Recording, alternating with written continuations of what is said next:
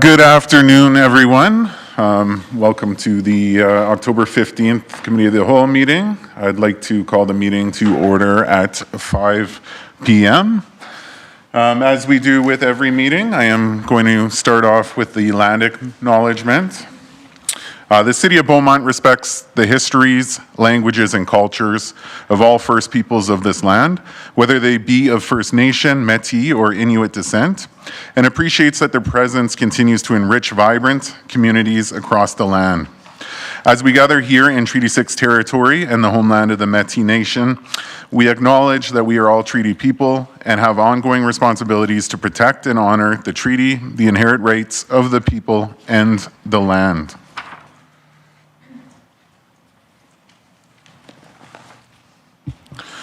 Moving on to the next item on the agenda is the adoption of the agenda. Do I have a member of council willing to make the motion to adopt the Councillor Penrod? Thank you, Deputy Mayor Natellenboss. I move that the October 15th, 2024 Committee of the Whole meeting agenda be adopted as presented. Thank you, Councillor. Can we please start the voting?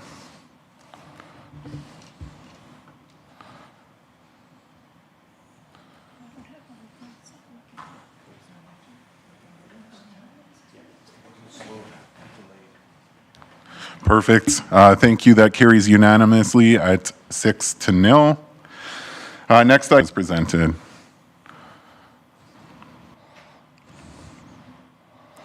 Mayor Daniluk. Thank you, Mr. Chair. So I see on the screen, I'll move that the September 17, 2024 Committee of the Whole meeting minutes be adopted as presented. Thank you. Thank you, Mayor. I appreciate that. Perfect.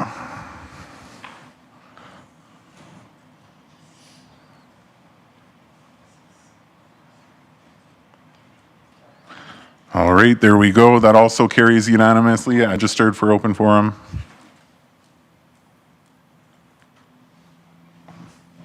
Thank you, Deputy Mayor. We do not have any open forum presentations this evening. Perfect, thank you. I appreciate that.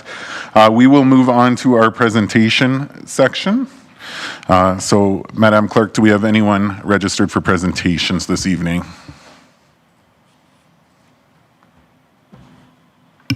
Thank you, Deputy Mayor. We do have a number of groups here this evening to make presentations to Council, and Ms. Cuthbert will start her presentation, and then we can get the presentation started. Perfect, thank you.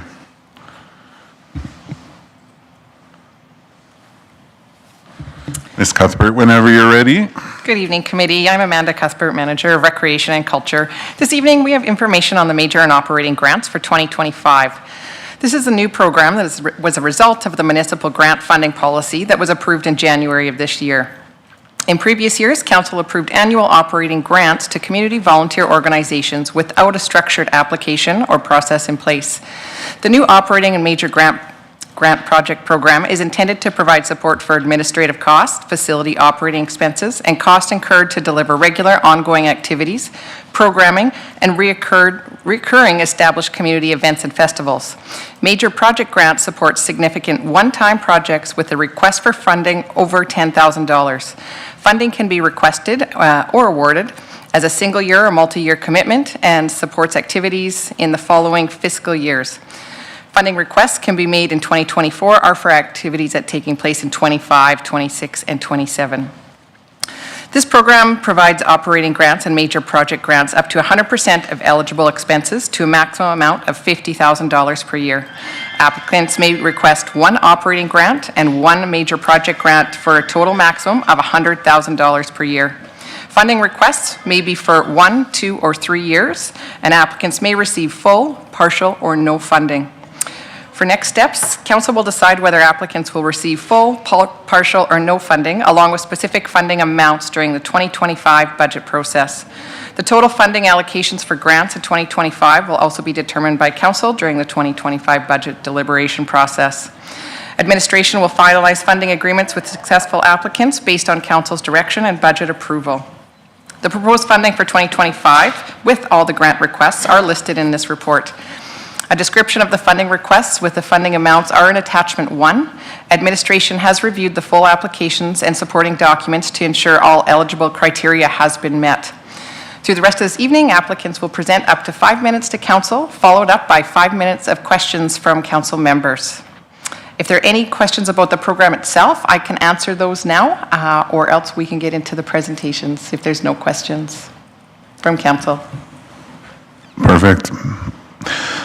Thank you. I don't see any questions from council.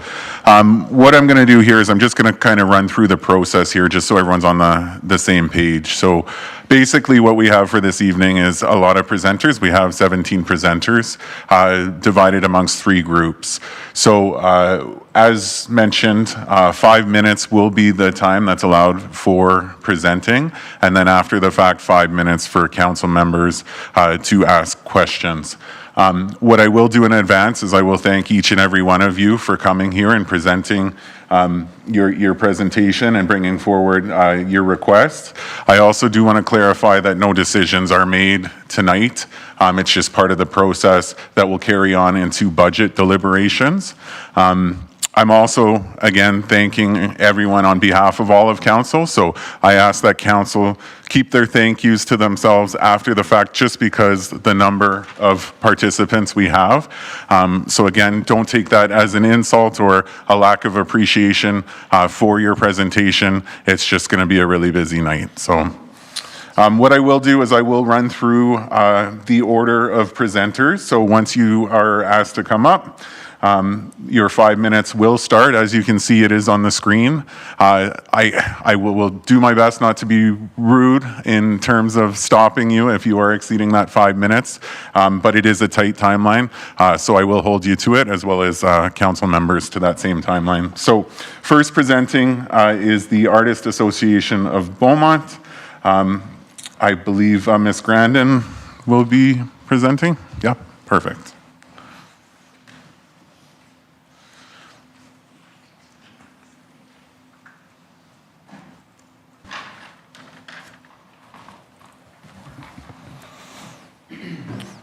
Perfect. So if you guys don't mind, just a quick introduction, and you guys can hop right into it. Good afternoon. I'm Elaine Grandin. And sorry, if you could just speak into the mic. Vice President of the Artists Association of Beaumont. Beside me is Betty Schreiber, Director of Media Relations. I am an award-winning photographer, a fiber artist, and a longtime resident of Beaumont. Betty is a very active acrylic visual artist in Beaumont whose work is sold at the Painted Door. Betty also volunteers her time as a member of the Arts Advisory Committee. The Artists Association of Beaumont began in 1987 with a dedicated group of local artists.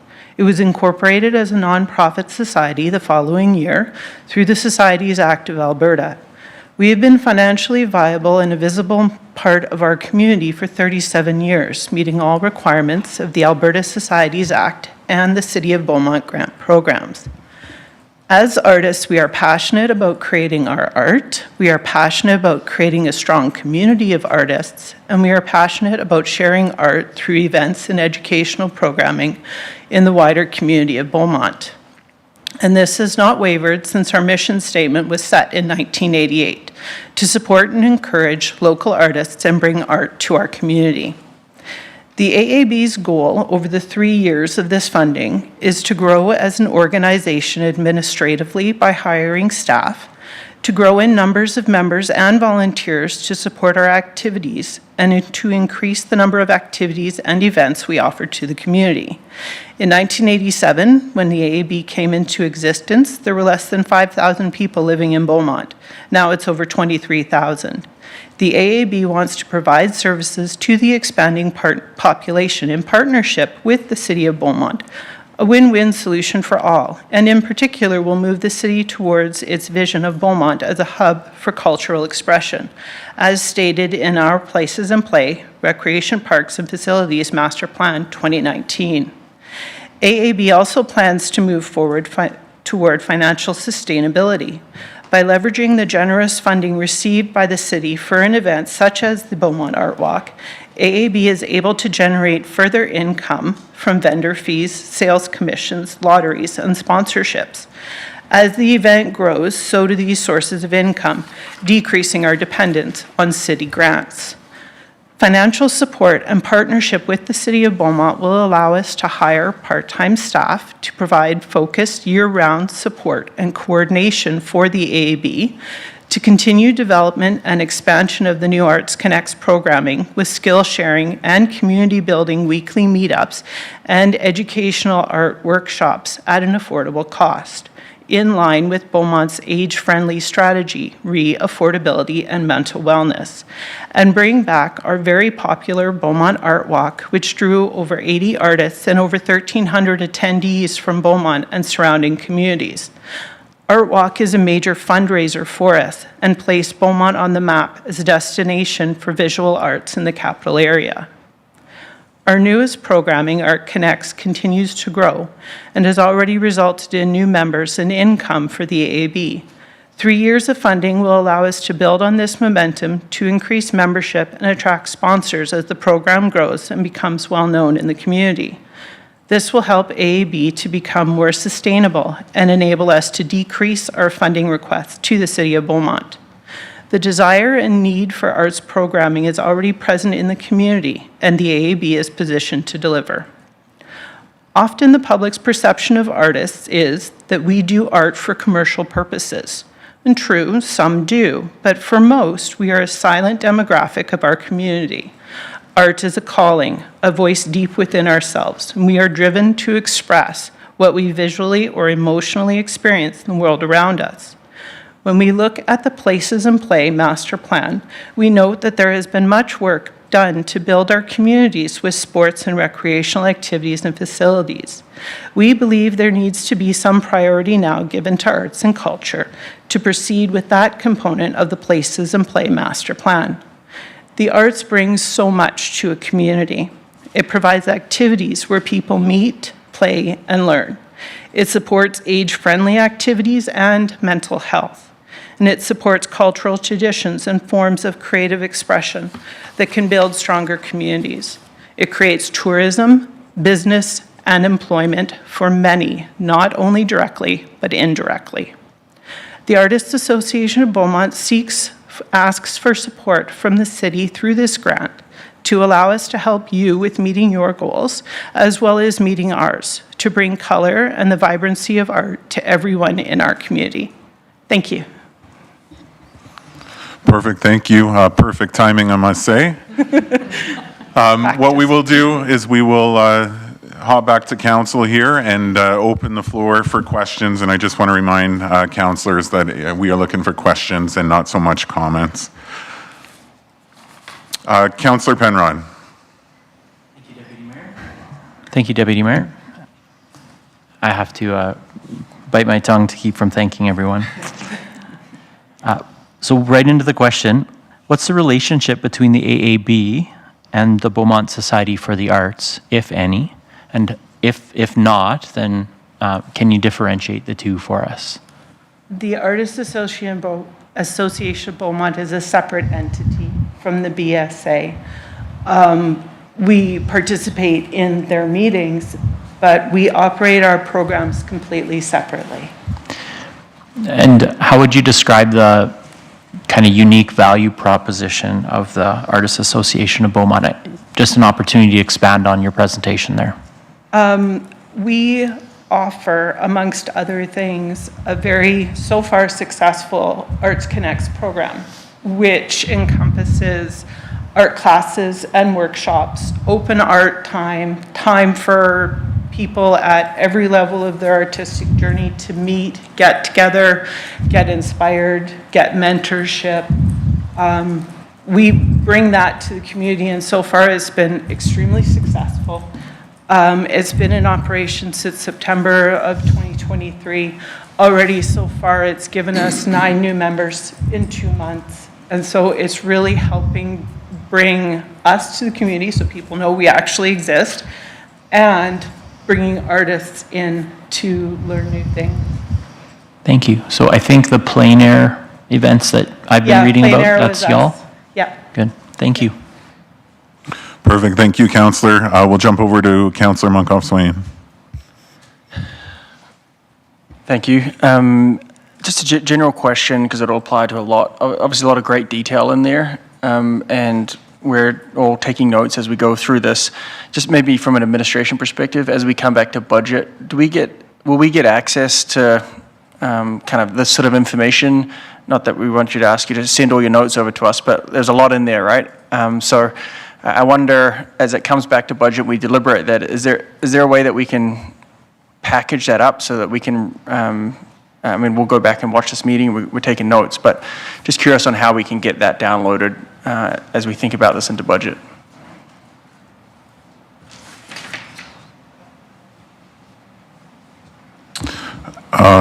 Ms. Cuthbert, can I pass that on to you?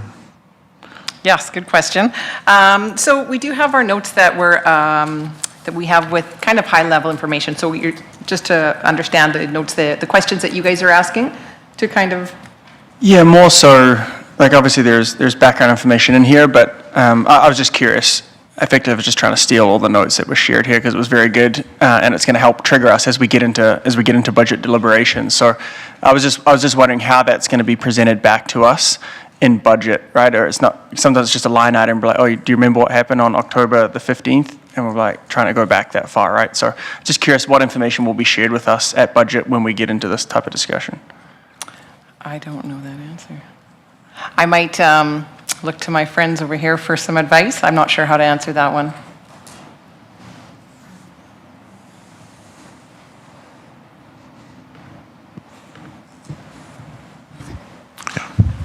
Thank you, Chair, through to Councillor Monkoff-Swain.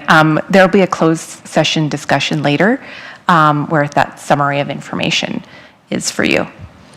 And then I believe a summary will come back in the budget notes. Okay, so there will be a summary back in the budget. It's not just going to be a line item. Yeah, okay. Thank you. And recognize the stuff in the closed session. I got that. I was just more budget time. How is it going to be presented publicly as well? Thank you. That's all that I had. Perfect. Thank you, Councillor. Councillor McCook. Thank you. So probably a little bit of heads up, this is something I'll probably ask most of the groups, but what kind of measurable benefits or outcomes do you foresee for the community if this funding is approved, and how will you ensure those impacts are realized? Measurable benefits to the community? Yeah. We provide opportunities to our members in terms of exhibitions, classes, etc., that is also offered to the public. So Art Connects is open to anybody that wishes to attend. The same thing can be said for our reoccurring programming, which we're applying for it, and for our reoccurring for recurring events like the Art Walk. So these are all things that the community at wide can take part in.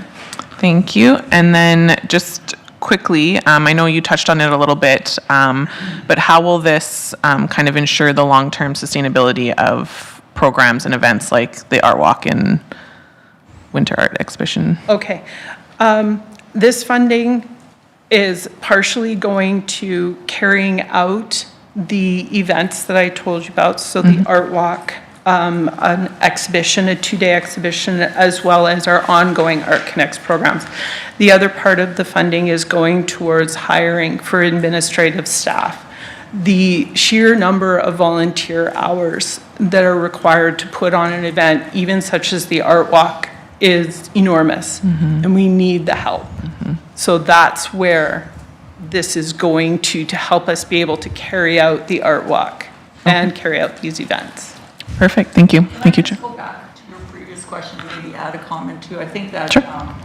Beyond those ones that Elaine mentioned, there is a great impact to a community by having art in its community. It builds communities. It helps with mental health.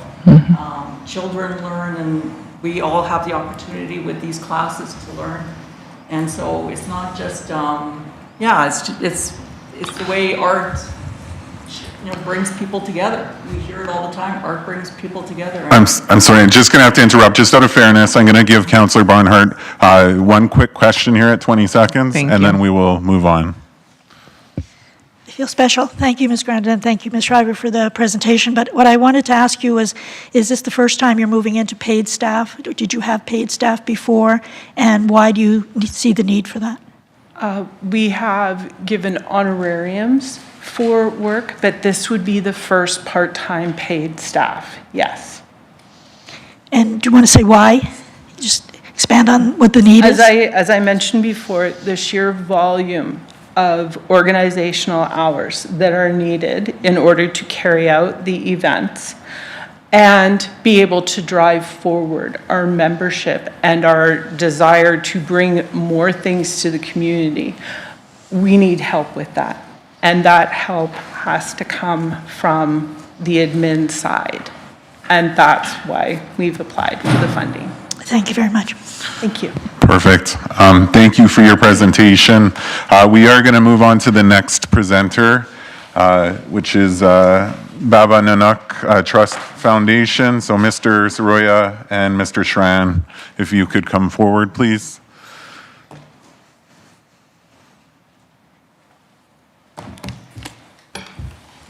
And my apologies, Ms. Saroya. No worries.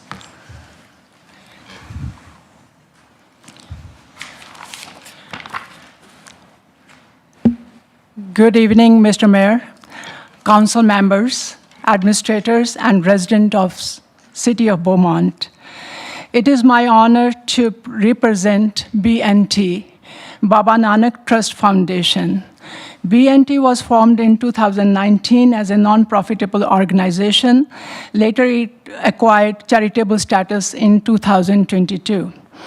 The purpose of BNT is to provide culturally appropriate social and mental health programs to increase the well-being of South Asians who face many challenges because of their language, culture, and economic limitations.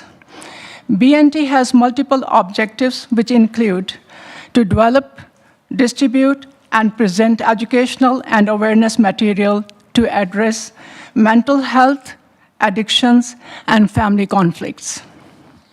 To provide workshops and seminars to address the mental well-being of children, youth, and families.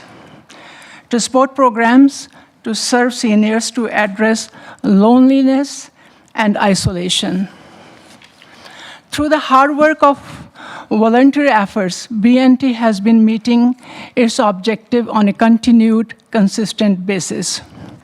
We have successfully held many interactive workshops, seminars, and talks on the issues related to mental health and social well-being of the families. Here, I'd like to give you some examples. On parenting, how to develop parent and child healthy relationship and bridge the communication gap. Mental wellness and self-care for women, presented by women. How to deal with stress, anxiety, and depression related to seasonal anxiety disorder. Walk and talk against bullying. On-demand transit workshop led by Edmonton Transit Services. Dealing and overcoming alcohol, drug, and substance abuse. On the local community radios, ongoing basis, we have been delivering talks on varied topics related to overall well-being of the families. Through these workshops, seminars, and informational sessions, BNT is able to introduce social and mental health professionals to the South Asian community. In the proposed project, BNT is requesting $30,000 operating grant funding over 3 years to promote inclusion and mental well-being of the growing population of South Asian in Beaumont, which is estimated to be over 1,000. The focus of this project will be on domestic violence prevention. As I mentioned earlier, and feel it is necessary to emphasize here that people of South Asian cultural background may start to experience greater mental health issues due to culture, economic, and language barriers. They are also disproportionately disadvantaged from accessing services generally available to the public at large. To combat this, our plan is to create and develop partnership with South Asian healthcare professionals, along with 2 local organizations, Tech Knowledge and the Sikh Society of Beaumont. The purpose is to provide ethnoculturally appropriate education, awareness, and support services.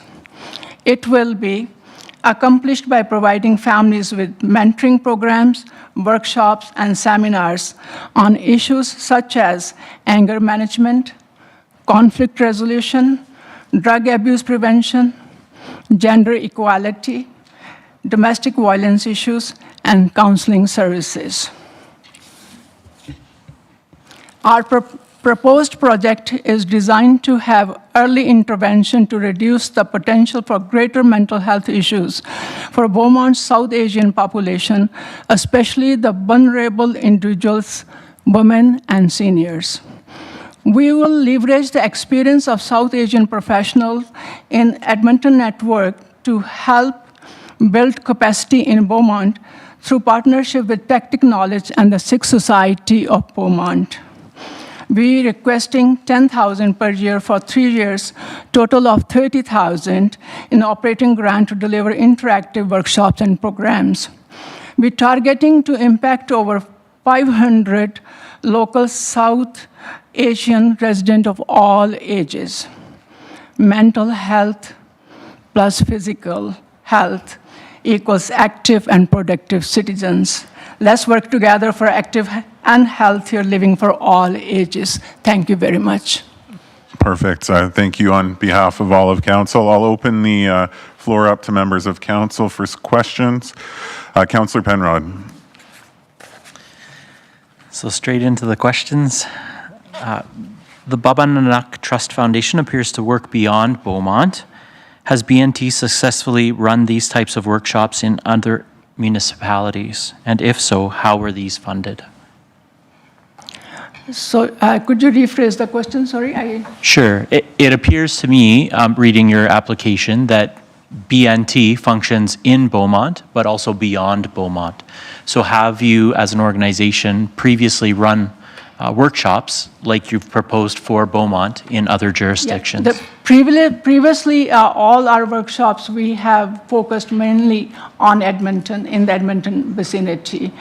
And it was for all the ages, as seniors, and especially we target the women. You know, our focus is on youth as well, as the parenting and workshop was offered for them.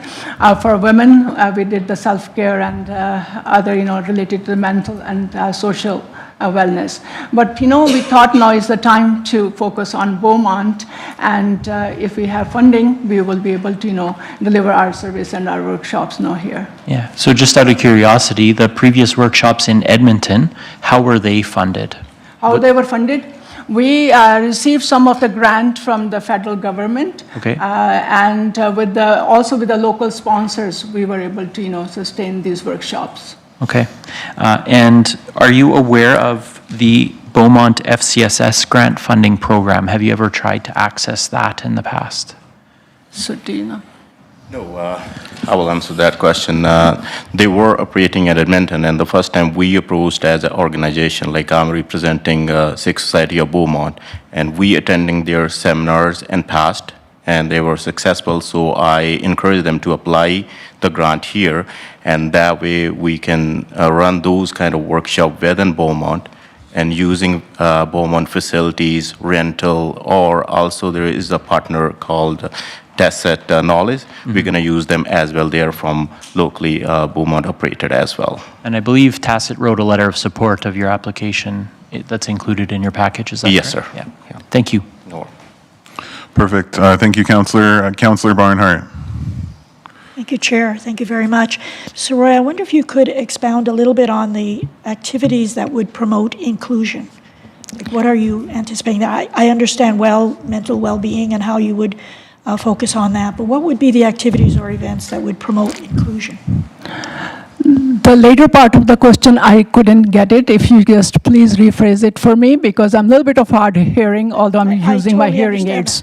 What activities would you put into place for What are the promoting activities we are inclusion? going to place here? Yes, in particularly, we have, we'll be, thinking to design the workshops here.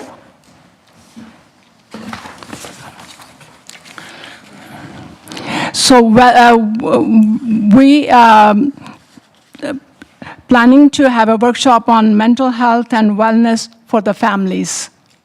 Okay, and then the workshop to support children, youth, and their families in the areas of intergenerational family conflict, domestic violence, and substance abuse. Workshops and seminars on life management. Especially, we noticed that, our seniors are so much having a problem with the language and common day-to-day English use, of the language. So there will be a kind of a coaching, kind of, like life skills, for the seniors especially. It will be meant for them. And then mental health, wellness, day retreat. We thinking to have it in Beaumont or take a trip from Beaumont to some other place, that is, some park or somewhere that is going to be especially for the seniors. That's fine. It sounds very much as if you're focusing on the needs of the individuals and to how they will be inclusive. Yeah, thank you. Thank you very much. Perfect. I see no further questions. So again, thank you on behalf of us all. Next presenter we have is from Beaumont District Agricultural Society, Mr. Walker and Mr. Tolley.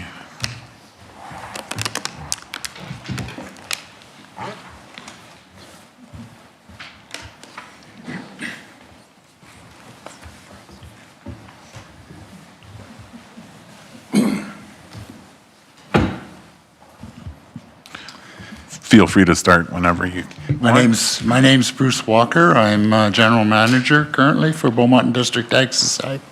And so I've been involved with the Ag Society for over 30 years in Beaumont and held various capacities. I will be speaking on the operating side of the grant application, and then we have a second part, and my colleague here, Grant Tolley, will speak about the major project side of it. So on the operating side, we've applied for funding under all four of the different subcategories that were there. So we've asked for $5,000 under each of administration, facility operations, and recurring programs. When we've asked for $10,000 under recurring events.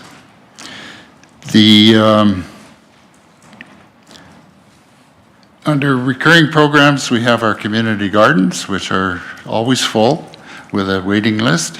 103 plots, and our equine facilities, I've put some numbers in the application that show how much they are used. So under recurring events, I will mention the long-term ones are the parade, which we've been doing for over 30 years as well, and Roots Fair, which was started in 2016. It was quite different in 2016, but 17 and on, except for the two COVID years, 2020 and 2021, it was not put on in those 2 years. So I want to talk a little bit about the Ag Society entering a period of significant growth. We've actually started this year, and part of that is also succession planning. Some of us are getting a little long in the tooth, and we're looking to, we have a number of young people who have come into our society. We have 165 members, by the way, this year, and we've averaged well over 20 years, we've averaged over 120 members. So the operations manager is going to be moving on in a year, and we need somebody to shadow, so we got 2 salaries to pay there. I'm intending to step down as well. We've got someone in mind, but we'll be working with her. I currently do not take any salary and haven't for 2 years. So, and that will continue as we move forward. The person who's taking over needs to make a living, so we need to pay them. The new people are coming up with a lot of new ideas. A lot of them fit right into the City of Beaumont plans for urban agriculture, for recreation in the area, and a number of other things. So there's some exciting things happen. I was listening to one of our new members the other day, and I thought, I'm way behind. I can't keep up anymore. So, at any rate, I say a few things about events. So, we've asked the city before for grants for Rural Roots Fair in particular. The parade is not that expensive to put on, although it is getting more expensive as corporate support disappears. At any rate, I just want to talk about sponsorships. In the 3 years prior to COVID, average corporate sponsorships was just a little bit over $6,900 per year. In the 3 years after COVID, just a little bit under 1,652 or 50. Sorry. So it was quite a reduction, and similar number of sponsors, but not as big amounts.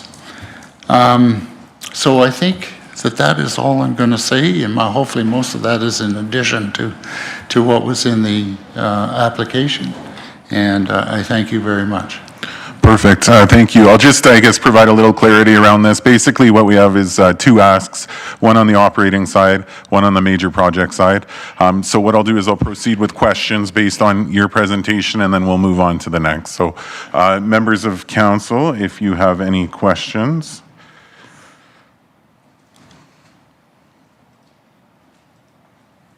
All right, I do not see any questions, so we will proceed on to your presentation.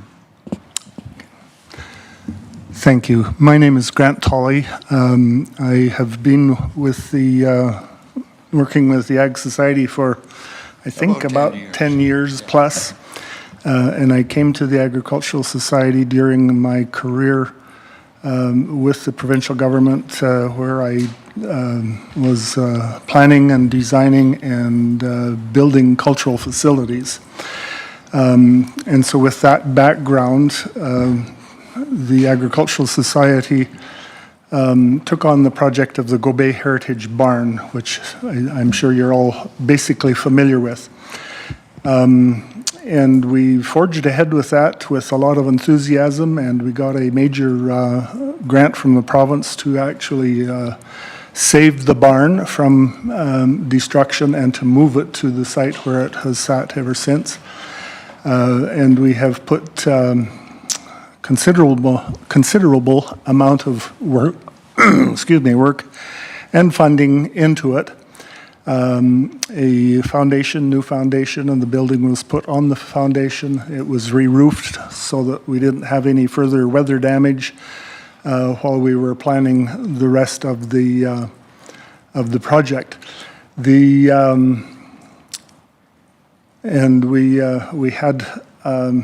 had a good thing going with our relationship with the province, and we had planned at the time, at that point in time, to access provincial funds, and the timing for us couldn't have been worse because our big ask to complete the building happened at exactly the same time as oil prices tanked, and there was no money for us to access at that point in time.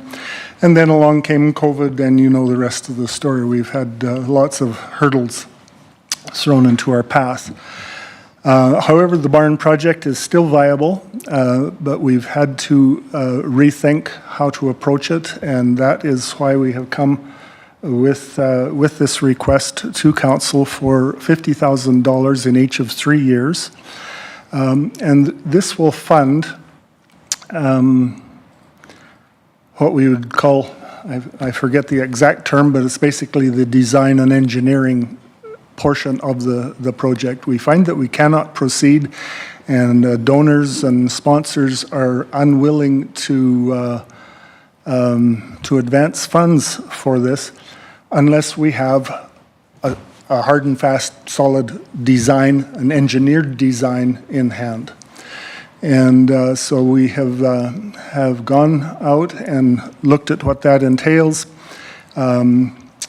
It's basically a full-scale, we're needing a full set of working drawings for the building, all the way from putting a floor in to electrical, water and sewer service, and then the interior construction. We've got a couple of stairways to build, structural stuff to look at, the heating and ventilating and air conditioning.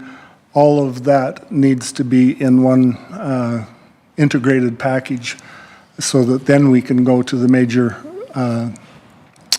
funders, such as the provincial government. They are still involved and still will be. Federal government, as it mentions in our application, has some programs for a cultural facility of this sort.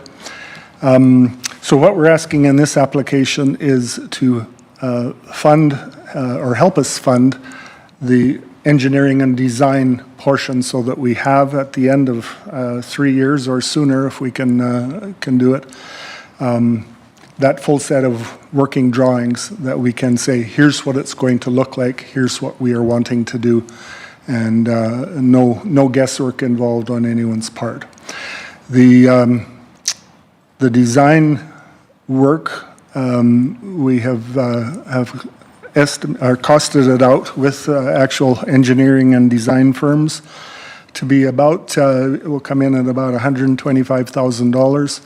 We will also need added on to that a quantity survey, cost estimates for, okay, here's our design, what's it going to cost to build this now? And that will be another $25,000 to $30,000 plus permit fees, et cetera, et cetera. So you see that the project is looking at about $166,000, of which we are asking for $150,000 over 3 years from council. Perfect. Again, thanks to you both on behalf of all the council here. Open the floor to members of council, see if there's any questions. Councillor Penrod. Question for Mr. Tolley. Take me 4 or 5 or 6 years into the future. The plans are drawn, the partnerships have been entered into. You've managed to squeeze money out of both the province and the feds. You're teaching courses on how to do that to all kinds of people in Beaumont. Who's using the Gobiel barn and for what? Excuse me. Well, we project that it will be a multi-purpose facility. The designs that we have in mind and that we will have on paper, it will be usable for any of these groups, for events. Things like the farmers markets would work very well in that building, and it could become a year-round type of thing instead of just our summertime outdoor. We've had a multitude of requests for people to come and get married in a barn. Mm-hmm. So private individuals for private events, family reunions, we've had all sorts of inquiries to that effect. And community groups, I think it would be a great place to hold the art walk that our friends from the Artists Association talked about, as well as the variety of events that the Agricultural Society itself holds. It gives us an alternate indoor space in the case of inclement weather. Yes, it will be a multi-purpose facility that can be adapted and made up for just about anybody to use. Thank you. Councillor McCook. Thank you. Councillor Penrod, are there concrete plans in place for funding its operations beyond completion? Yes, we have done up a business plan because that's certainly a major consideration. Mm-hmm. Who's going to pay to keep the lights on, kind of thing. So we have done a preliminary business plan. It will need to be updated and reworked, of course, as we go along. But we've started with the end in mind, I guess, and developed the business plan so that the rental fees, we'll try to keep them low enough that that the average person or family group can afford to come and use it. But those rental fees, along with other funds generated within the Agricultural Society, should be able to pay for itself. It's going to take probably 3 or 4 years of building the clientele base and have perhaps some permanent renters using the space, permanent lessees. But it should fund itself in terms of having a part-time person on hand to open the doors and shut off the lights at the end, help set up for events, and then the maintenance that will need to be added to that on an annual basis, the upkeep.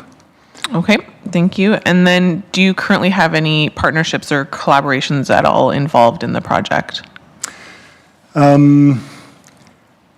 Not any permanent ones, but I have, and I haven't even shared this with Bruce, I have a meeting scheduled with one of the major constructors in Edmonton who are interested perhaps in coming on board and doing the actual construction work once we have the design in hand. They want to see what they can do.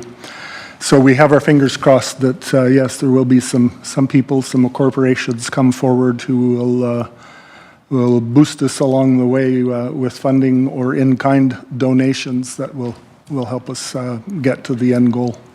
Perfect, thank you. Perfect. Thank you, Councillor. Thank you for the presentation. Moving on to the next presenters here, we have the Beaumont District Heritage Society, Ms. Hudson.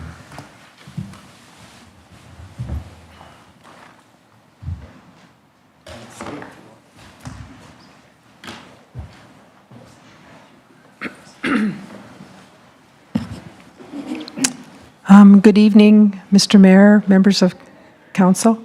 I'm here as president of the Beaumont District Heritage Society to discuss our grant request for operating grant to help us continue to keep the lights on and the house heated and insurance provided and security and everything for the Heritage House. Just a couple of things I'll point out from our submission here. The operating grant funds enable the Heritage Society to pay the monthly bills for the House Museum. We want our house to be a top quality heritage resource, of which the city would not have otherwise. It will be open to all ages and all people. And we've also made great efforts to make sure that it's available to those who are handicapped in any way. It will provide a meeting space for some of our local community groups. For example, we've had 3 different meetings that have been booked there so far. One, there was a city board meeting a number of months ago, and more recently, the Agricultural Society borrowed our space to have a meeting. There's one of our members who's interested in starting up a monthly chess night where people can come out to the house and play chess, and we can do all kinds of other activities. We have computers downstairs that are for family history, but they can also be used to, for example, our IT guy said, can I rent this to help teach seniors? Ready for that. I had a young girl who came out recently to learn how to set up her own little family history account. The family history portion will always be free. We're not ever intending on making any money on this at all. School children are looking forward to visiting the Heritage House. Their curriculum requires that they do learn about the past, especially the past of the community in which they live. Up to this point, the schools have to go outside of Beaumont to learn any of this. And so all my 5 girls had to do that. And so this way we will have a facility here in our own city. Many reunions can be held, and we feel that the house is a jewel of a heritage resource for this community, and it will also attract many visitors. Now, we had our soft open house on Saturday, that of which you were all invited to. We had a small group attend because, of course, it was Thanksgiving weekend, but we did not want to hold it off. None of the residents who lived down the street actually made it out, but that's a good sign because there was no criticisms about the house on the street. They've gone through 6 years of construction up and down all the time. And more recently, we just last week finished with the topsoil came and the plants are all in. Yesterday, one of our sponsors contacted me and said, "Carol, can we get some sod there?" And sod is a lot more expensive than seeding, and we've worked it out, and we've got a quote, and this sponsor is willing to pay for the sod to go in, so it will be in shortly. That's how much they feel that they want this to look nice and be ready for the next year when we plan to have the big grand opening. And so a little bit of our history I can put in here. We negotiated with the earlier city council for 2 years on a location on where the house should move. We had 6 locations, and this one was determined to be the best location, and it's part of the original St. Jacques family farm. In 2012, council approved operating grant of $15,000, and we did not receive this grant until 2018, once the house actually moved, and we've received this grant ever since. We're trying our very best to keep our costs down. About $12,000 automatically goes towards to paying all the necessary bills. So that doesn't leave a lot left over, but we are counting on volunteer work wherever we can. And I'll quit now so that you have more time. Perfect. Again, thank you on behalf of all the members of council. I'll open up the floor to members of council for questions.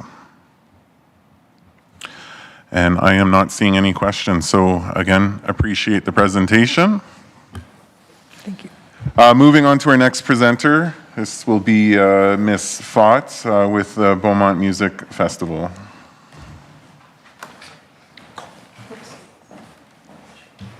Sorry. Trying to keep my germs to myself. Good afternoon. I'm Marcia Fott, the current Vice President of the Beaumont Blues and Roots Society, and I've been the Food and Beverage Manager for the Beaumont Music Festival for the past 13 years. You've all received our information package ahead of this meeting, and we hope our 18-year history really should speak for itself. We've been around longer than most of you have been part of this administration. But I'm here today to blow our horn just a little more. We all love our city of Beaumont, though no one would generally describe it as a tourist destination. Our wonderful Chartier notwithstanding. But every single year since 2008, even through the pandemic, the Beaumont Music Festival continues to draw thousands of people from far and wide to experience our city for the weekend, with many of them returning again and again throughout the year because of it. With about 70% of our patrons historically coming from outside of Beaumont, 40% of the total from beyond the greater Edmonton region, our festival is Beaumont's only consistent annual large-scale destination event, which brings back people year after year. It's a nationally recognized event that always draws positive reviews for its welcoming family atmosphere, safety, inclusivity, variety, quality, and positivity.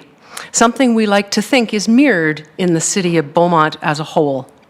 I hope those of you who have attended festival as patrons will back us up on that feeling. And we also hope that those of you who have not yet attended will join us at the 2025 event next June. It'll be our 18th. We of the Festival Organizing Committee are proud to showcase the city of Beaumont, proud to bring the Beaumont Music Festival to Four Seasons Park every year, making it the longest-running all-Canadian festival in Canada. Having the Beaumont City Administration and Council maintain that sense of ownership of the festival as a premier showcase event has been a partnership we've worked hard to maintain and grow over the course of changing councils and admin through the years.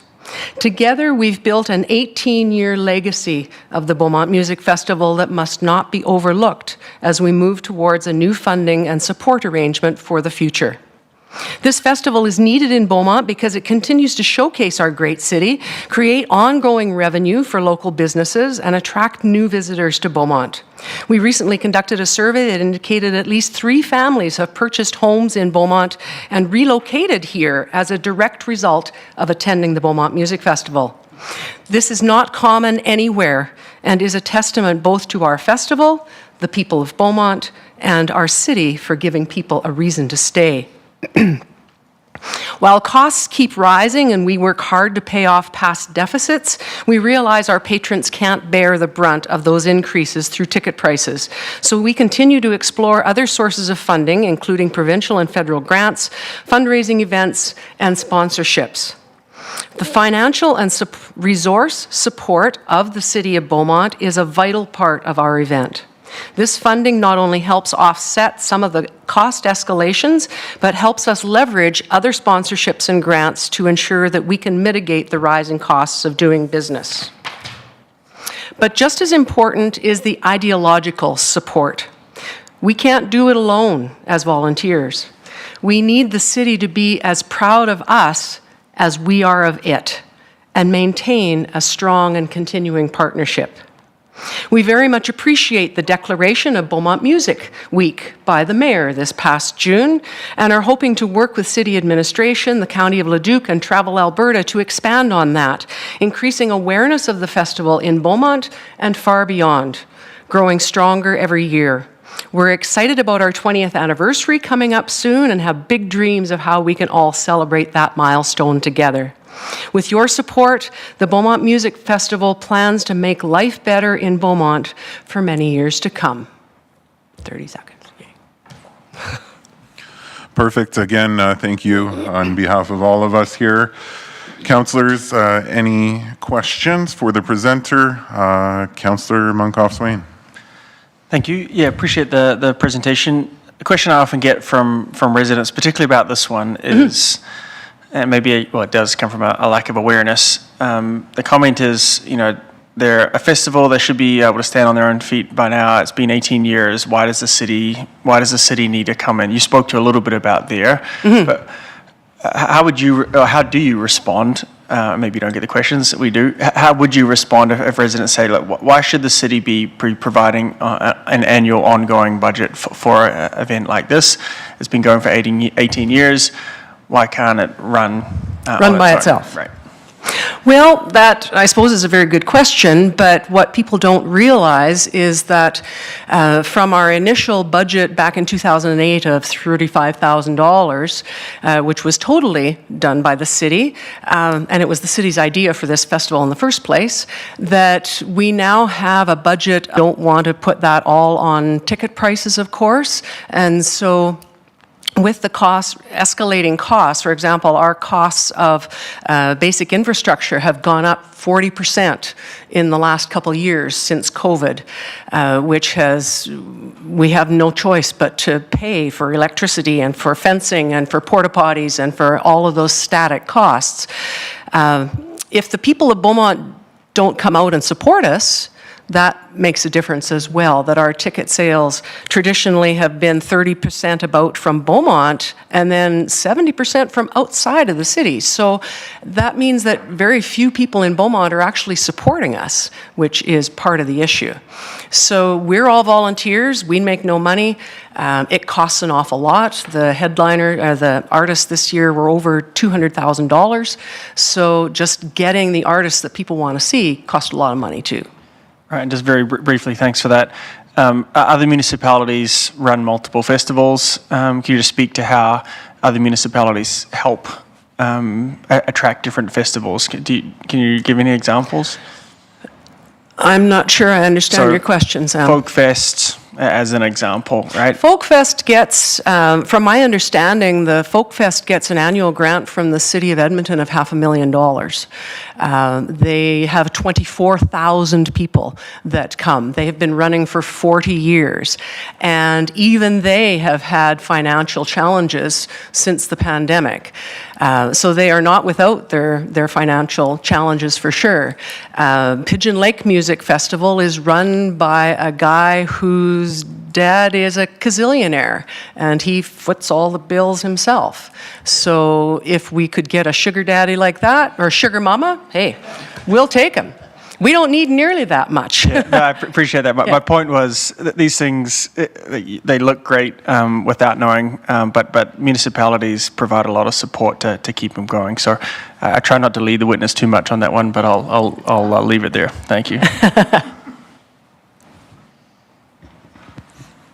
Perfect. That appears to be the last of the questions, so thank you.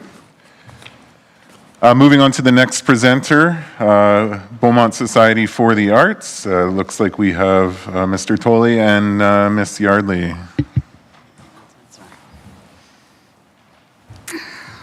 Good evening. I'm here as the past president of the Beaumont Society for the Arts, and Grant Tolley is here representing the Beaumont Society for the Arts because he helped create the grant application.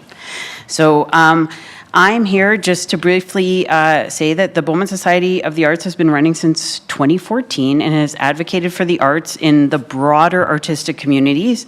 So including individual artists, not-for-profits, and other artistic groups, including theater, performing arts, visual, graphic arts, literary arts, and even artistic sports and recreation. Part of BSA's artistic advocacy efforts have included leadership and direct effort in producing arts events in Beaumont, as well as supporting artists in mounting their own productions for the enjoyment of residents in the Beaumont and District. We also have had a huge part in art advocacy in the funding department. Some of the goals of the BSA has been to enhance the presence and presentation of the arts and artists in Beaumont, and to provide opportunities and events wherein Beaumont artists, particularly youth and children and families, can engage in and express themselves in their chosen art form. We also have been trying to realize an arts facility as well. Who benefits from the BSA's activities? All the residents of Beaumont and the district and area with an interest in arts. And they benefit by participating in or attending BSA produced or sponsored events. We think that the needs are being met. I think much of the feedback that we receive from the community and from the participants in the events are that they are greatly appreciative of having them and being able to attend them, particularly in their own home and community, where they don't have to travel to the city to maybe get professional quality art. We collaborate with a lot of groups and volunteers. We collaborate with the Beaumont Music Festival, the Artists Association of Beaumont, the Songbirds Choir, the City of Beaumont, in fact, and we also the Beaumont and District Agricultural Society, several of the dance groups. We also collaborate with the Beaumont Composite High School in a couple ways, and from within these organizations, BSA regularly draws volunteers to assist in event staffing and programming and vice versa. So we have a real fluid relationship with these groups where we help each other as volunteers, and then we also gain their assistance. We are best known for probably our ongoing programming and our probably funding advocacy. The BSA has in recent years used funding provided by the City of Beaumont to produce artistic events, including an annual Christmas concert. This is the 6th year that Christmas concert will be running. We have brought in the Alberta Baroque Ensemble. We have run an Arts in the Park series for several years. We have supported and collaborated with the City of Beaumont, as mentioned, for Beaumont Days, sometimes Brighten Up Beaumont in the Christmas Festival. And we always keep a little bit of money on hand for any late-breaking or traveling artists that might come up that we would like to bring here. One of the other things that we've done for years is an arts conference, and maybe one of the newer things that we're experimenting in right now is sort of a backyard series, giving some local artists maybe an opportunity to produce their work in their own space and host that.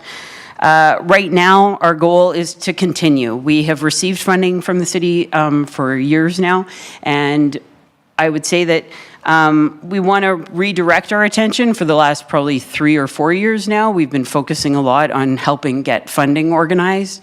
And now that this is kind of going in this process, I think the BSA is quite happy to kind of redirect their attention, start producing events again, and maybe getting some new events going. And so we do have some fresh blood, as they say, and we're quite excited about what they're bringing to the table, as we also have still some of our experienced people still around. And so, yeah, basically we're just looking for our usual funding. About $7,500 of that goes to administration, is that right? I'm not going to use the right words now. Was I right?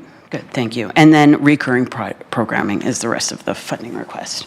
Thank you. Perfect. Thank you for the presentation from us all. Councillor Penrod.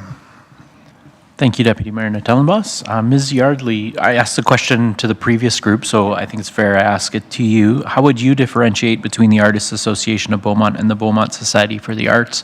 How did I won't ask you to speak for them, but just speak for your own organization. Well, for us, we are much more into producing events and bringing artists. We do, again, collaborate with pretty much any not-for-profit in Beaumont in some way. We like, as the arts group, we like to have our name attached to things, and we want to help support artists, but they are more of an individual membership organization of individual artists, where some of us, I'm not really an artist. Lots of us just love art and want to help support art and bring more art here. And so I would say we're more producers and supporters of art, with some of us being able to also do a little bit of art on the side, I think.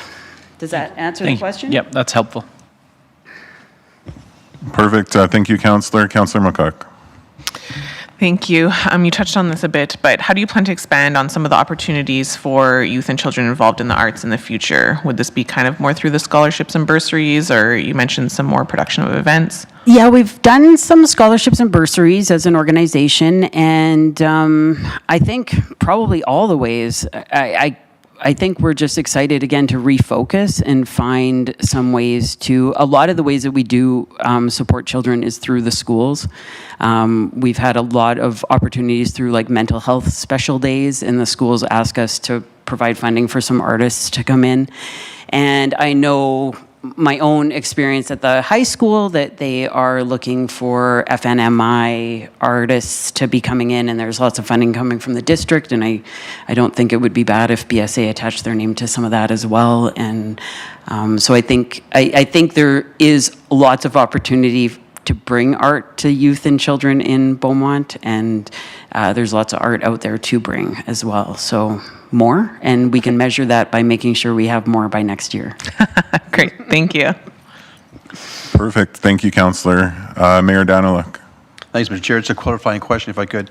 The Art Walk, the previous presenter talked about it, the Artists Association being involved in the Art Walk, but I thought the BSA was also involved with the Art Walk. Can you clarify how you were both involved, or was it a separate event you were? No, we were involved in the Art Walk. What we did was we provided funding for the musicians who were performing at the Art Walk. So we helped support some artists still at the Art Walk, but it was just like a different arm of the event. Does that It does answer the clarify, question? yes, thank Yeah. you. That's my interpretation. And that's kind of how it works usually. It's kind of like events are happening, and we'll foot the bill for, usually musicians is a big one, because a lot of events like to have a live musician, and we like to help support the artists as well as that event. Yes, thank you. That clarifies it. Perfect. Thank you, Councillor Penrod. Thank you. I'm just checking my notes, but I can't find it. I may get the term wrong. But as I recall, your application mentions a certain fund of money that the BSA has been able to accumulate over time, over the 10 years of your existence. And that's, I think, directed towards eventually helping with the building of a proper arts facility. Can you speak to that a little bit? It sort of sits on your balance sheet, and as I recall, it's a significant amount of money. Yeah, we have like a savings account that we've put money aside from ticket sales and donations and things like that. And we've dipped into it every once in a while, but I think the primary goal, what we lovingly call it, is the piano fund. And with the dream of a facility being built, we know that a lot of the little bits sometimes get forgotten, whether it's a piano, whether it's a plant in the front room, that you want to make your space more inviting, or extra chairs, some water things. And so that's kind of what we've been saving for, putting it away for our dream facility and making sure that we can have a piano in it as well as seats. Thanks. And are you able to comment on the amount of that fund at this stage? I can't. I'm sorry. Not at the moment. I'd have to check the balance sheets. Yeah. I think it's in your application, so that's okay. I don't know. Is it here? Like the anticipated revenue? That's okay. Thank you. Perfect. Thank you for the presentation. Next and last on our list in terms of this first session is Empowering Women Entrepreneurs. And Ms. Hott, if you could take the mic there and feel free to start whenever you're ready. I just want to say I really feel like I'm on Judge Judy. I haven't made a verdict yet. I do have some handouts. I just wanted to put them here. I don't know if we can, just another additional piece to the already funding that we're already asking for. So I'm not going to go through all of that. You have that in front of you. So I'll just introduce myself and I'll go through basically what's in here, and you'll have that after. So my name is Catherine Hott. I have several hats. I am the past president of the Beaumont Chamber of Commerce. They'll be coming in a bit. And I am also a full-time employee at Prospect Human Services. I also am a business owner. I just wrote a book, Texting to Talking, How to Disconnect to Reconnect. And I volunteer, of course, on 2 organizations. So like all the other people on my board, we're really busy women. And we all wear different hats all the time. And so I'm here representing as the chair now of Empowering Women Entrepreneurs, or we call it EWE, or you, therefore the sheep. And you'll see that in a minute. And I'm here representing EWE and our women entrepreneurs to present a proposal that for an operational grant that seeks to establish a sustainable community organization that will continue to provide networking and learning opportunities so as to remove barriers for entrepreneurs in achieving their business goals. So you already have the grant proposal there in your hands. I'm going to leave this with you, like I said, and I'm going to go through some of the items that are on this PowerPoint. So, Empowering Women Entrepreneurs, we recently had a new refresh, and I'll talk about why we were able to do that in a minute, and we got a great response from our new refresh, our new brand. Empowering Women Entrepreneurs, or EWE, as I said, if you don't know already, is a sheep. And before you ask why we use sheep, if you have that question after, I can tell you why we use the sheep, but I won't go through that right now. So I'll start with some of the good news. So some of the good news is our annual Beaumont Night Market. Everybody, I think, has been to the annual Beaumont Night Market. If you haven't, you really have to come out, but we get thousands of people come to this Beaumont Night Market. It is a unique, one-of-a-kind market and atmosphere, and the ambiance and feeling is really just being swept away to an evening of lights and sipping on wine and, of course, shopping. Always, we get great responses and compliments from our shoppers and our vendors as a well-done, organized, and an enjoyment evening.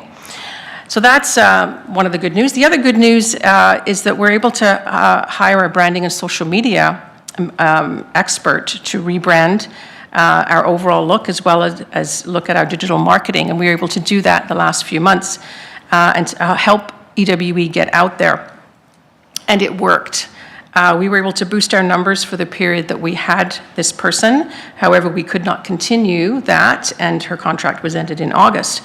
If we'd had the support of the professional branding, digital marketing, social media person on a regular basis, we could boost our numbers dramatically for all that we do, whether it's the Beaumont Night Market or any other of our events that we do, whether it's membership or board recruitment. So the not so good news, and there's some statistics in there which I will share, and I'm not going to share all of them with you today, but there are some major statistics that are affecting women entrepreneurs, not just in Alberta or in Beaumont, but in Canada. And some of those statistics are actually listed in there. And so I would like you to have a look at some of those statistics, because that's why we exist. And some of the issues that we are facing are things like access to capital and just that financial awareness, relevant business training and supports to grow or expand if we already have a business, to have female role models and mentors and success stories. And so all of those, again, are in that handout. I just wanted to make sure that everybody knew that this is part of what we have to deal with as women entrepreneurs.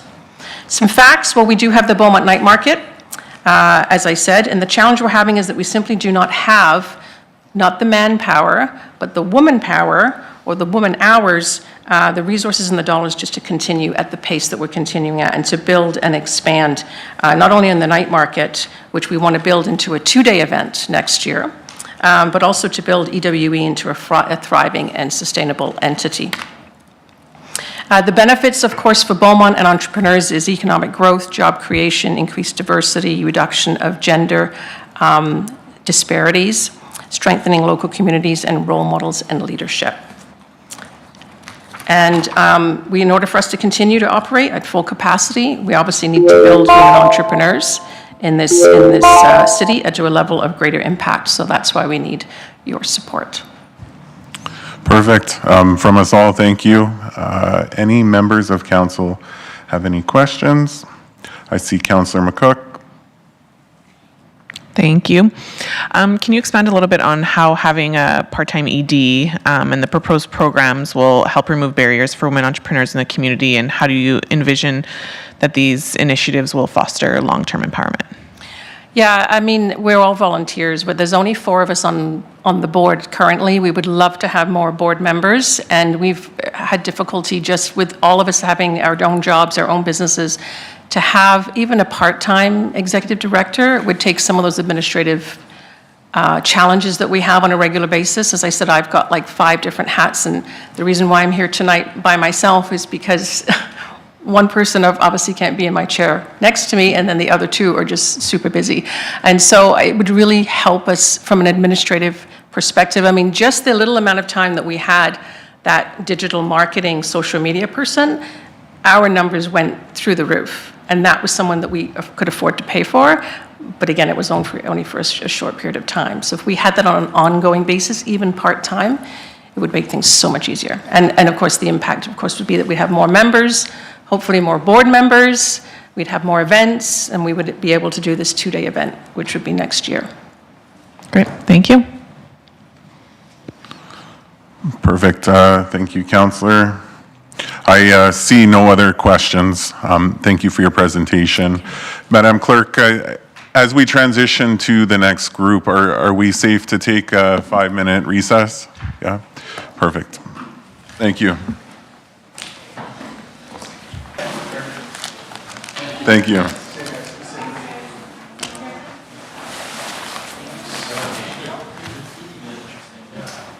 Thanks.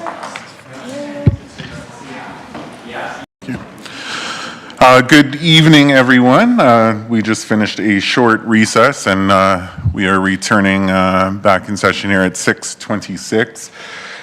Just to kind of run over the process here, just to explain it for all the presenters that are here. We basically have 17 presentations throughout the evening.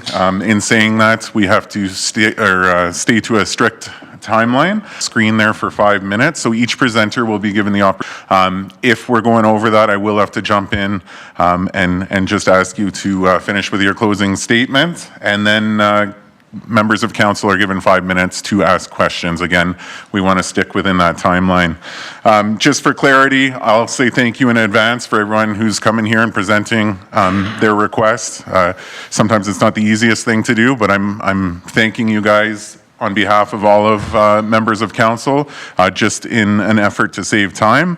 And I also do want to clarify, just in the case that there are no additional questions, it's not because of a lack of interest, but you likely covered your request very well. So just want to make that very clear. We will start with our first presenter of this group. which is Mr. Atherton and Mr. Gervin with Beaumont 50 Plus Club. Yeah, absolutely. Grab a seat, and when you guys are speaking, just make sure you speak into the mic, please. So just feel free to introduce yourself and run right into your presentation. My name is John Atherton. I'm with the Beaumont 50 Plus Club. I'm president at the moment. We're just requesting for our floor replacement. We own the building. We have had problems with the floor before. With the underground heating. And what we're looking for now is to replace the tiles in the floor, which are 12-inch composite flooring. We use it for many things. We use it for pickleball, which obviously can't be slippery too much for pickleball, otherwise we'd have accidents. We use it for curling, floor curling, which we need a surface flat to put the powder on, so that rocks, I guess, wood rocks, slide down to quite an easy area. We use it for the dance floor, and we use it for all the social activities that go on there. We've had a few estimates for the floor, and at the moment we're looking for a grant to supplement that. Most of that, I guess the estimates we have, which range from 14,000 to 18,000, and it should be fixed up in that time to last maybe 20 years, we're hoping. At the moment, the seniors are putting in over 500 hours a month, volunteer hours, which is quite extensive, and we're going to burn out for them for that many hours. We are running many programs over there, including the food programs for the seniors. And that's about it. So have you got anything to add? Hi, I'm Barry Gervin, Vice President of the Seniors Club. I haven't got anything to add. It's basically what he's saying, that we need it for help with the seniors and other duties that goes on there. Perfect. Well, thank you for that presentation. I'll pass it on to members of council for any questions. Councillor Penrod. Thank you, gentlemen. Appreciate your presentation tonight. The question I have for you is just around, you spoke to it a little bit in your presentation, but maybe you want to say a bit more. I'm just curious how you would have some other plans for how you might finance it if you got partial funding. I just wonder if that were to happen, how would that impact some of the other programs that you're running? It'll impact it in a way that we're already fundraising to run the club to put some of the activities on complete. We have to try and keep the seniors happy. Obviously, at this stage of life, it's quite extensive. There's lots of complaints about small things, but we deal with the seniors most times, but they really want this floor to be perfect for the games that they play and things like that. So if we didn't get the grant, we'd have to try some more fundraising, but at the moment, as I say, it's getting to burnout for the seniors for putting in so many hours in that way. Thank you. Perfect. Thank you, Councillor. I just have one quick question just in regards to, I guess, the condition of the floor. Currently, is it more for the activities than it is a safety concern or issue, or is it both? It's both. It's safety for the different activities that go on there, I guess. Yeah, it's for both. Okay, perfect. I don't see any additional questions from council, so thank you very much for your presentation. Thank you. Thank you for having us. Next presenter is from the Beaumont Chamber of Commerce. Actually, two presenters, Ms. Hott and Mr. Hanchrock.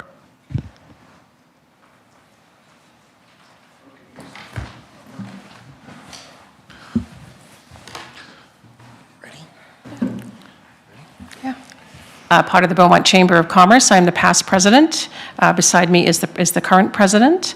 And here today representing the Beaumont Chamber and our local business community to present a proposal that seeks to expand advertising communities for licensed businesses in Beaumont through new highway signage at the southern access points to the city. So as council may recall, we were here last year and presented on the highway signage project last year, and it is now administration's recommendation that we seek funding for this initiative through this major projects grant. So we believe this is an important opportunity to enhance the visibility of our local businesses and continue the growth of our thriving business community. So we have seen great success with the 6 highway signs located on the north side of the city. So as you come into the city, you see them every day, of Beaumont, all of which are fully utilized by our local businesses. The demand shows clear value. I believe we have a waiting list consistently of this initiative, and now we're eager to extend it to the southern part of the city, the entrance where you come in from the south part. The proposal is to install 3 panel highway signs at key locations in the south side, so east and west on Highway 625 and northbound on Highway 814. So these signs will be similar to the existing ones in the north side of Beaumont and will provide valuable advertising space for licensed businesses. These locations are crucial as they represent major entry points into the city. So they do capture the attention of commuters and visitors. By expanding this signage, we can ensure that our local businesses gain more visibility and the potential customers that will be drawn into the city. So the Beaumont Chamber's outlined 3 key objectives for this initiative: increase visibility for Beaumont businesses, promote Beaumont as a hub of commerce, revenue for the Chamber's sustainability, and the highway signage will generate crucial revenue for the Chamber. I want to reiterate that it's a crucial revenue for the Chamber, which will help us sustain our operations and keep membership fees low. This is particularly important for small businesses as it ensures that participating in the Chamber remains affordable for them.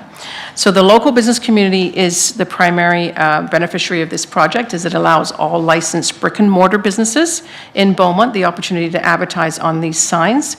This increased visibility will boost customer engagement and ultimately sales, and contributing to Beaumont's economic growth and the success of local entrepreneurs. A more stronger, visible business community, of course, is going to help retain those dollars within Beaumont, as residents and visitors alike will be encouraged to explore our local offerings. The Beaumont Chamber of Commerce will work hand in hand with the City of Beaumont to implement the project, and having successfully managed the existing signage in the north, on the north side, we're confident that we can replicate that success in the south side as well. So the Chamber's volunteer board will assist in promoting the signage to local businesses and ensure full utilization of this opportunity. We also work closely with the city to ensure that the signage adheres to existing service agreements and contributes positively to Beaumont's business landscape. So we are asking council to approve full funding for this project, which will allow us to install all 3 signs at the proposed southern access points. Full funding is essential to ensure that the complete scope of the project can maximize and impact Beaumont's businesses. If only partial funding is granted, the project may face challenges and require scaling back, limiting the number of signs installed and reducing the overall effectiveness of this initiative. So since submitting this application, this grant application, we've received an updated quote from the Alberta Traffic Supply, reflecting that the reality that, like many things, prices have increased. So the new quote for the creation and installation of the signage is now $42,000 compared to $36,000. So as a result, we have updated our funding proposal to reflect these costs. So in closing, this project represents a strategic investment in the future of Beaumont business community. By expanding our highway signage, we are providing local businesses with the visibility they need to thrive while supporting the broader economic growth of our city. The Chamber is proving its ability to manage this kind of initiative, and with your support, we can ensure that Beaumont remains a vibrant hub for commerce. So we respectfully request the Council's approval for full funding for this project, ensuring that Beaumont's businesses, and by extension our entire community, continue to grow and succeed. Perfect. Again, on behalf of Council here, thank you for your presentation. Open the floor to Council or members of Council to ask some questions. Catherine McCook, Ms. McCook, you are up. Thank you. How will or does this funding contribute to the long-term sustainability of the chamber? And what plans do you have in place to kind of maintain operations regarding the signage and stuff once the funding ends? Will it all be on the board, or? Yeah, go ahead. So in the past, the current agreement that we have with the city is the Beaumont Chamber does not own those signs. The ownership resides with the city. However, so when we have that, we have done that with the current 6 signs on the north side. So we have a reserve fund that will cover the replacement when their life is up, which is 20 years. Okay. Thank you. Perfect, thank you. Just a couple questions, quick ones for me. I guess just starting with the wait list you had mentioned. Currently, how many businesses are on this wait list? And then, secondary to that, how many businesses are advertised per sign? 9. There's 9 businesses per sign. Okay, so 27 total based on the, okay. Yeah. Sorry, what was the answer for the wait list? There's currently 5 on the wait list, but it is a super simple phone call. Hey, we've got a spot, and they're typically gone. Well, they haven't filled right away. Perfect. And one last question, just in terms of the difference between obviously a business setting up a trailer or what have you with a sign on it versus a sign like this. The approach with this sign, I'm assuming, is more affordable for a smaller business concept? Oh, yeah, very much so. Yeah, absolutely. Perfect. Well, that's all we have for questions. So again, appreciate you coming forward.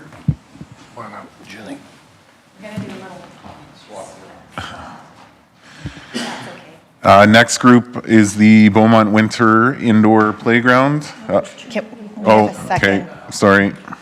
That is correct. We have a second ask, and thank you for letting us present on this. This is in regards to an proposal to do a 3-year ask for a business showcase and career fair, which we initiated this year based on feedback and response from businesses and also from council, looking for desire to have an event to promote local businesses and create job opportunities within the community. This event was held during Beaumont Days. During the festival, it was exceeded our expectations, having drawn over 800 attendees. It was a strong turnout, confirming that we were on the right path. Definitely, we had lots to learn. We did learn a lot by basing a survey on every business that did attend. We had 40 participants that helped us learn where to improve for the years to come. The main objective of the Business Showcase and Career Fair is to provide a professional and engaging platform for local businesses to exhibit their products and services while also offering valuable career opportunities for job seekers. In creating this event, we're also fostering connections between businesses and the wider community. The event serves as to elevate the visibility of participating businesses, allowing them to enhance their brand presence for new business relationships, while job seekers can benefit from networking opportunities and resources aimed at career development. To continue offering high-quality professional events that reflect Beaumont, the business community, there's a significant cost involved. The substantial cost we face is really the rental of the pipe and draping, which is essential for transforming the venues that we have in Beaumont to a professional trade show environment. And it is critical for exhibitors to present this offering in a visual, appealing, organized manner. With grant funding we're requesting, we'll be able to cover the costs of this rental as well as other expenses needed to ensure. So we had 40 vendors this year. We did sell out what we wanted, and in that 40 vendors, we did discover the price of pipe and draping was quite costly. And we do want to expand the event, so recognizing that will go up. Definitely we had partnerships, and we'll continue with these partnerships, the local businesses and sponsors, educational institutes, the City of Beaumont, other nonprofit organizations as well. We believe that this event, with your support, can become a central feature of the Beaumont Days and a significant contributor to local economic growth. The operating grant will enable us to invest in the infrastructure and partnerships needed to make this event successful. That's about it. I want to keep it short for you. Thank you. Perfect. Thank you from all of us here. Any questions from members of council? Funding. What is it that vendors are charged, like rent out a booth kind of thing? Is there capital that comes in that way? Very, very minimal. We capped the vendor fees very low, $150. It helped cover some of the other costs that we had. Like I said, our pipe and draping for just 40 vendors was over $5,000. So to be able to double and triple that, it will be quite costly. But we did keep vendor fees quite significantly low. Perfect. Thank you. Councillor McCook has a question. Thank you. Could you have had more vendors? Did you cap the vendors or? I likely think we will. We could have more vendors. Again, we started this initiative in January, put it on in May. So giving more timing, I really do believe we could. And we kept it.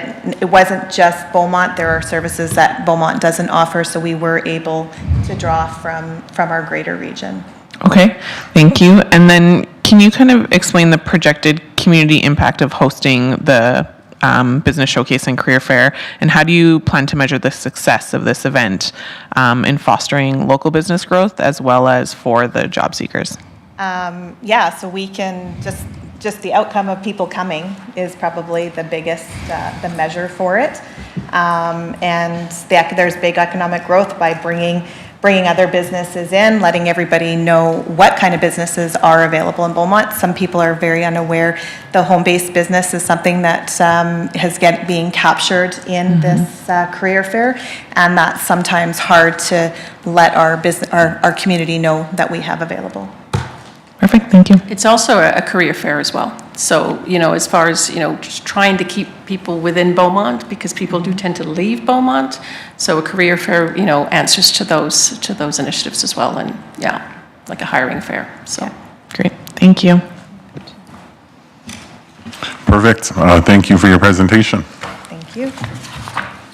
Moving on to our next presenter, it will be the Beaumont Winter Indoor Playground. Looks like we have Ms. Wong and Ms. Kemick presenting.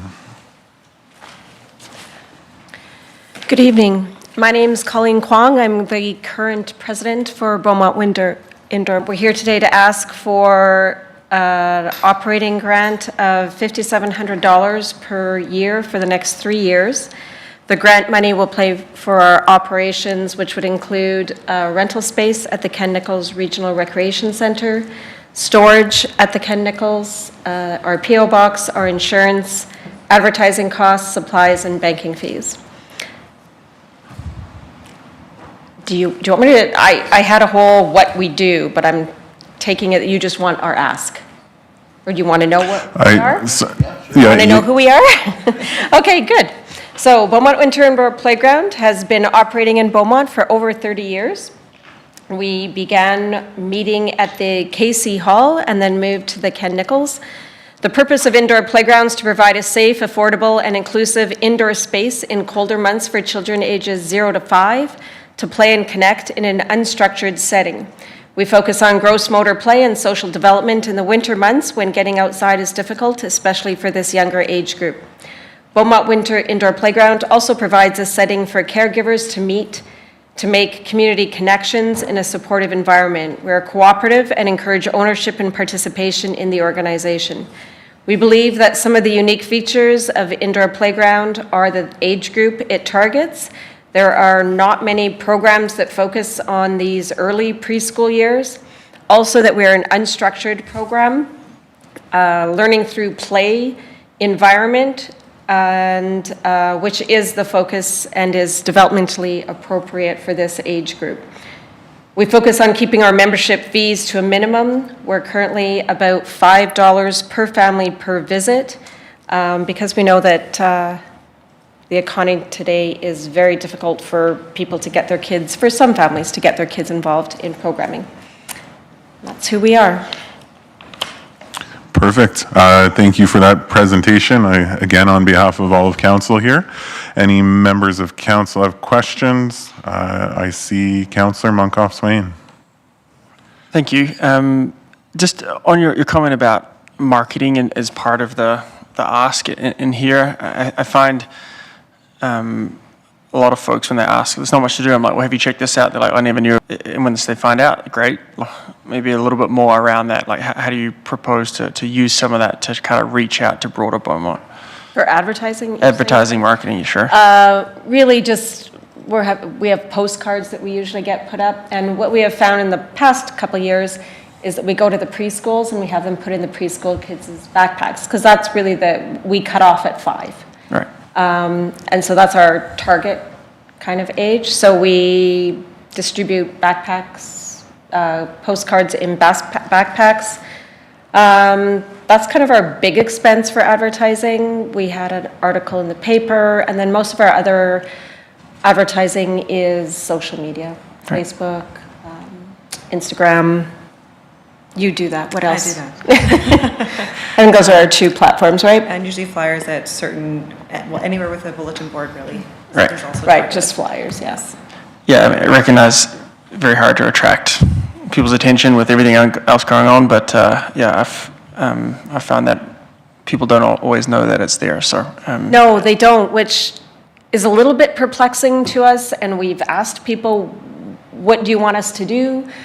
We advertised last year in both the rec centers, Right. Starbucks, like I said, backpacks, social media. We've been running for 30 years, the same dates. This year, we've changed the dates to not conflict with some of the programming for FCSS, but for over 30 years, we've been operating and with the same dates and times, so.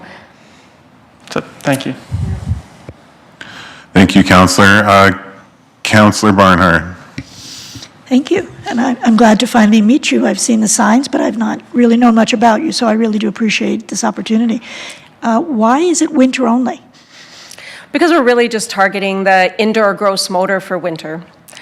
We don't find that we get, even starting, we used to run into April, May, and people would just drop off, because once you can get little ones outside, that tends to be what people want to do. Okay. I've got lots of questions because this is my background, so I won't go there because I'll get yelled at by the chair. But just one last question, is it the background of the people who are working for you? Is it the 2 of you? Do you have more people? Like how many staff or how many people are helping you to operate this program? We're all volunteers, Okay. and we run and always have run as a co-op. So the idea that you buy a membership and then you participate in setup and takedown, and there's a committee that keeps things afloat, basically. Okay. Right now, there's the 2 of us and a secretary. So it's just the 3 of us, though the work in it is all the members. And the parents are there with the children? Oh, yes. It's not Yeah. a drop your kid in? Oh, no. and leave? No, okay. Nope. No, that's one of the ideas, is that we're an environment where you can supervise your kids indoors, but you can still visit and maybe meet some other people who are in the same situation. Like you would do at a playground, but you're doing it indoor? Indoors, yeah. Perfect. Thank you very much for that. Thank you, Councillor. Mayor Daniluk. Thanks, Mr. Chair. Appreciate that. I may have missed in your application, but can you refresh my memory? How many families are involved with your group? How many members and hours of the operation? How many days per week? Refresh my memory, please. Okay, so we did used to run 2 days. What we're starting this year is running 1 day a week. So we used to run Tuesdays and Fridays, 9 a.m. to 11:30. 9:30 to 11:30, but some of us are there at 9 to set up. This year, we're starting to run Thursdays only from 9:30 to 11:30. We have been operating, last year we ended with 10 members, and 10 adult members and about 30 children. I'm going to say before COVID, I don't have to say, before COVID, we were running around 20 to 25 members and around 50 children. And since COVID, we've been having trouble getting back that type of membership. Though by the end of last year, if we would have had too many more members, it was chaos enough, is what I'm saying. 30 preschoolers in there was almost feeling full enough, but we could handle up to 50, 55. I can imagine. Thank you. Perfect. Yep, thank you again for the presentation. Appreciate it. Thank you, thank you. I do see a couple other groups on my list here. I do just want to confirm that they are not present. So the Drive Happiness Senior Association, any representatives from there? I don't see anyone. Okay, Leduc District Food Bank? No. And last one within this session is Rise Up Society Alberta. Ms. Miller?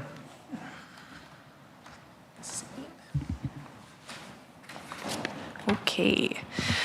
Good evening tonight. I'm the Executive Director of Rise Up Society Alberta, a registered charity that provides counseling for those impacted by intimate partner violence. To date, in 2024, we have delivered over 1,100 individual counseling sessions with our dedicated team of 3 therapists. Our services are unique. Rise Up is the only provider specializing in IPV therapy in this area, and all of our services are free. We offer support virtually, by phone, and in person across multiple sites through our current partnerships. The impact of our work is powerful. Most of our clients report they are better equipped to identify unhealthy relationship patterns before entering future relationships, experience improved mental health, and often gain the tools to leave abusive relationships, not just for themselves, but for their children and families as well. In addition to counseling, Rise Up provides psychoeducation to the communities we serve. This includes presentations on domestic violence and consent, vicarious trauma training, and mental health first aid. As a charity, we constantly seek innovative ways to sustain our organization and continue to providing these essential services. One such initiative is Rise Coffee, our mobile coffee cart, which serves as an ongoing fundraiser. But more than that, it allows us to expand our reach. Domestic violence is often a difficult topic to address openly, but through Rise Coffee, we engage the community in a more approachable way. The cart gives us access to spaces where we can raise awareness and connect with people who may need our services or want to support our cause. In the summer of 2023, Rise Up was humbled to attend the memorial service of Beaumont resident Teresa Oberly, whose life was tragically taken by an ex-partner. This devastating loss underscores the reality that intimate partner violence does happen in our communities, to our friends and to our neighbors. It is not a distant issue. Domestic violence manifests in many forms: financial, sexual, emotional, and physical abuse. And in the most tragic cases, it can lead to death. Recent statistics from the Alberta Council of Women's Shelters show that we are currently facing a 10-year high in calls for help related to domestic violence. It is with this in mind that I kindly ask Beaumont Council to consider funding our organization through this new grant stream. These funds would allow us to continue supporting individuals in overcoming their experiences with IPV and to help prevent future tragedies from occurring in Beaumont. In my 3.5 years in this role, I've learned that if you build it, they will come. So it truly applies to these services. I believe Beaumont will see the same effect if these supports are readily available to its residents. Thank you again for having me here tonight and for your time and consideration. Perfect. On behalf of all members of council, thank you. We will go into questions for councillors here. I see Mayor Daniluk up first. Thanks, Mr. Chair. I appreciate the topic and the difficulty of the topic itself. My question is, the funding, would it be used for Beaumont specific area as opposed to being outside our area? Is it just for Beaumont people in need within the category you're discussing? Is it strictly Beaumont? Absolutely. So it would be for Beaumont residents. Currently, Beaumont, we have some funding that we get from Beaumont, $2,500 a year, and this would substantially help and get our name kind of known more in your community to serve more people. To date, with that funding aside, 10% roughly comes from the city of Beaumont. But I think with more exposure and support through the city, we could help more people and more residents here. Thank you. One quick follow-up. Yeah. Are you considered a nonprofit or a community organized group? What is your status? So we are a registered charity. Registered charity? Yeah. Thank you. That's all I need to know. Yeah. Thank you. Yeah. Thanks, Mr. Chair. Perfect. Thank you, Mayor. Councillor Munkoff-Swain. Yeah, thanks, and you'll get mad at me, but you had 2 minutes left in the timer, so I'll just take this as the only one that I'll say this. But just thank you for the work that you do as an organisation, incredibly important for Beaumont. So just wanted to make sure I got that across. I know these guys will yell at me, but really, really impactful for our community, so thank you. Thank you. I won't say thank you, but no, appreciate it. Questions only, though, path forward. Councillor Penrod.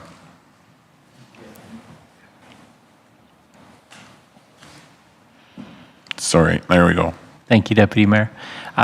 Just curious if Rise Up Society is aware of the FCSS grant program, and have you applied for funding through them in the past? Yes, we have. And we have to apply every year. We haven't seen an increase in a number of years for that, and our organization has pretty changed heavily in the last 4 years.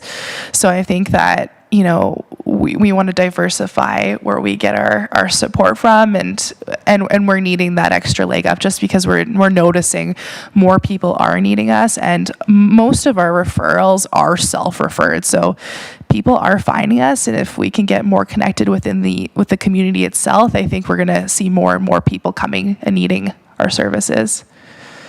Thank you. So the $2,500 per year that you mentioned, that's... I believe that, yeah, that would be the FCSS grant. Okay. Yeah. You mentioned IPB therapy as something that kind of sets Rise Up Society apart. Yeah. Can you say more about that? Yeah, so if you look into our Edmonton region, SACE, the Sexual Assault Center, they specialize in sexual assault counseling services specifically. Rise Up, we focus on that intimate partner violence piece. And so what we're finding is a lot of those bigger agencies within our area are referring to us specifically to meet that type of need, just because we are a unique service. And so with those referrals coming from bigger agencies that are more funded, we are now getting more and more clients. And so with that growth, we are just needing more funds to support that. Thank you. Thanks. Perfect. Just a quick question, I guess, relating to Councillor Penrod's there. Are you able to define the difference between the two? Like, what would require one, I guess, therapy versus the other? Between the two you had mentioned there. So you're getting a lot of referrals. Yeah. So are you saying the difference between domestic violence versus intimate partner violence, or? Yeah, more so, I guess, the therapy you guys provide for intimate partner versus, domestic. Oh yeah, so that's specific thing. So our clients that we serve, they have had to experience violence within an intimate relationship. So whether it's boyfriend, girlfriend, husband, wife, and just a romantic encounter, that's the people that we serve. Whereas domestic violence houses like children that are impacted within a home, and those greater networks. We kind of hone in on that relationship piece. So majority of our clients, most of them, they're currently in those relationships still, but we often see clients that are dealing with relationships that have come years ago, or they're currently in it, or they plan on never leaving. So we really try to meet clients where they're at to support them in what they're wanting versus what we want for them. So we see a diverse collection of people. Perfect, thank you. I have 7 seconds here, so just last question. Sure. In terms of, I guess, what you guys provide for services on being proactive versus the proactive side, and what you guys do as well? Yeah, the proactive part. So that is where like our psychoeducation comes into play. So going into, say, schools and teaching kids about consent and healthy relationships, or other community groups, just having that presence in different organizations. Some things that we've done as well is we are doing research with the Alberta government in relation to oil and gas industry, and trying to educate those sectors on domestic violence, because we're finding a lot of the partners that we work within the oil and gas sector. But also that prevention piece comes in when we're working with clients, because it helps them learn, and then they're less likely to engage in these relationships in the future now that they have that support and are able to identify that red flags, which then also we're finding is helping their children avoid those relationships as well as they get older. Perfect. Thank you so much. Thanks.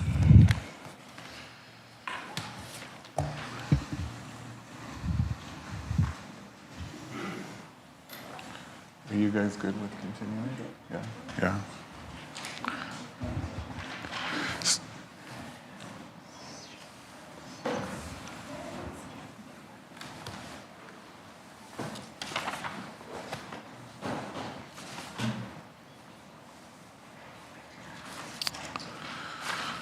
All right, so we will get started here with our third and final group. I just want to go over a couple of things in terms of process.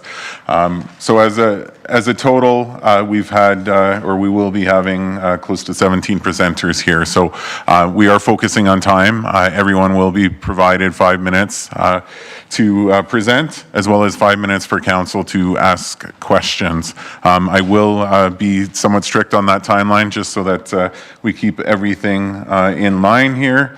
I do also want to mention, I'll thank you guys in advance for your presentation.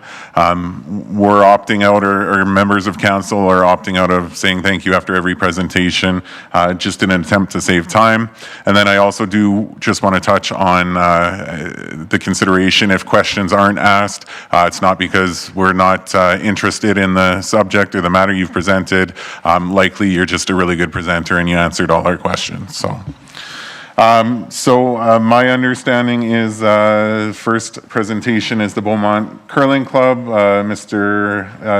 Yeo and Mr. Hyde, but Yeah, sorry Paul couldn't make it tonight, but yeah, my name is Matt Yeo. I'm part of the Beaumont Curling Club. Thank you guys for your time for the grant application and review. So we're applying for $25,000 a year for 3 years. A year, $20,000 insurance, accounting and bookkeeping services, and our management and ice team costs that manage the club and do the ice for the year. In our first year, our curling rink would also like to purchase 16 junior stones for a cost of $5,000. The ability to receive this grant funds will be a huge impact to our community curling center. Obviously, for sporting organizations during COVID, we took a really big hit, took advantage of the grants and stuff that were available, but our finances took a pretty good hit for those three years. In the meantime, proud to say that our club is back up to almost 95% full for our leagues, our juniors, and all of our corporate and events that we have in the season. Major thing that we're looking for is to reinvest this money back into our curling communities in hiring a curling coach for our juniors, a certified Canadian instructor, as well as for our school programs that we host in our club this season. We just had a really good meeting last week, and looks like we're going to be full from 8 o'clock in the morning till 3 o'clock in the afternoon from all the schools here in Beaumont. But one thing they've asked us to do is provide some curling instruction for them, as our phys ed instructors aren't really versed in curling and how safe and everything the kids need to be on the ice. We've increased our junior program on Tuesday evenings over 50% since 2020. And again, our school programs, I have 100% down here, but that's going to be over 250% now that we've had this meeting with our schools in Beaumont. So lastly, with the grant funding towards the management, our ice team, we'd like to expand with a curling instructor. The instructor would service our junior, our Learn to Curl, and our school programs. We currently do not have the resources to help our schools in our curling club. This would allow us to offer the school teachers resources and on-ice instruction to ensure the safety for all of our school children and junior curlers with a certified instructor program. One of the major things that I didn't put in our grant program, but we did also start up a pickleball league this spring, and we had a huge success there, and we're looking to run it in April right till August, as well as we're in the running to host the Canadian Cornhole Championship in the club in August this year. So we're not just a winter building. We're trying to expand and do everything we possibly can to make that space available for all of our community members. Just a couple things here. One of the questions is, what would we do if we don't receive the grant funding or partial grant funding? Our organization is currently grinding away to stay viable. Without the funding, we would continue to do everything in our power to offer the current programs. Without the funding, we would not be able to increase our programming, as we currently do not have the funding/resources to do so. If our organization receives partial funding, we'd prioritize what the greatest benefit for our organization and our community we would need. Lastly, just kind of on the viability and after the 3-year investment from the city, we look at building our programs so they're self-sustainable, as well as we're looking at hosting more Curling Alberta and national curling events. I'm sure you guys are aware we're hosting the Grand Slam of Curling here at the first week in November. So that's going to be a huge event for our club and for our city.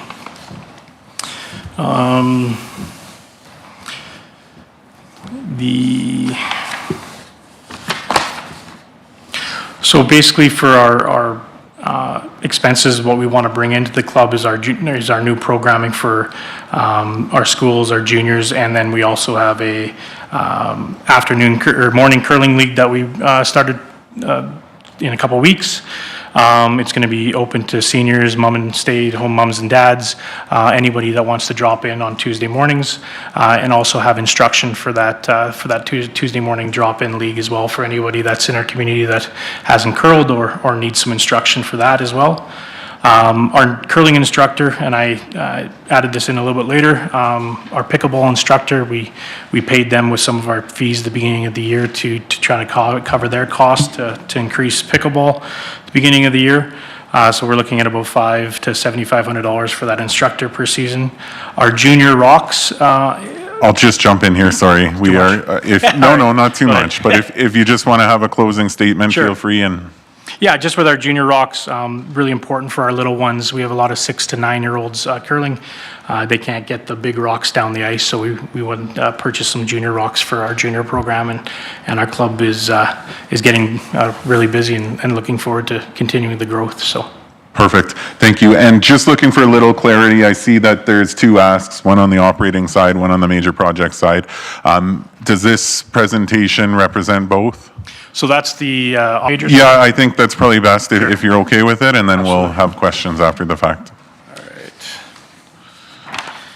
The grant. The Beaumont Curling Club has been around for over 65 years now, and we're in desperate need of a renovation. We've really established a lot of different community events like celebrations of life, landmark birthday parties, children's parties, pickleballs, and a lot of different events in our facility. And what we're finding is our sound system and our mic system is just not adequate for celebrations of life when people are trying to do speeches, slideshows, everything like that. We offer a lower cost option for our community to do celebrations like that. We're looking at upgrading our sound system. The camera system that we have, we host the Alberta Curling Series, which is actually this weekend. We have teams from China, Japan, US, Netherlands, all here in Beaumont this weekend. That camera system that we're looking to install provides great viewership and promotion for the city and for our club. And we also can use that for our training for our juniors and our competitive curling teams that like to go on to national events.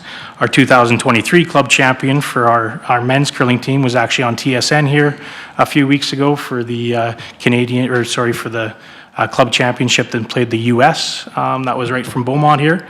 So that's a huge training piece that we can use for our members. And then lastly, our ice scraper is in desperate need of replacement. It's over 12 years old. So what that does is scrape the ice. It's kind of like a Zamboni, but in curling terms. If we lose that scraper, if it goes down at all, it's like trying to play hockey on not Zamboni ice. So that's what we're looking for. And the last thing is the carpet in the club hasn't been replaced in 22 years. If anyone's been in there, it's not very welcoming and homey to try to host the events that we're trying to host with, like I said, celebrations of life, children's birthday parties and whatnot as well. So. Perfect. Thank you for the presentation. I won't sell you a short on the council side here in terms of question time. So if we need the 10 minutes, we'll take the 10 minutes, but we'll start here with questions. Anyone from council have any questions?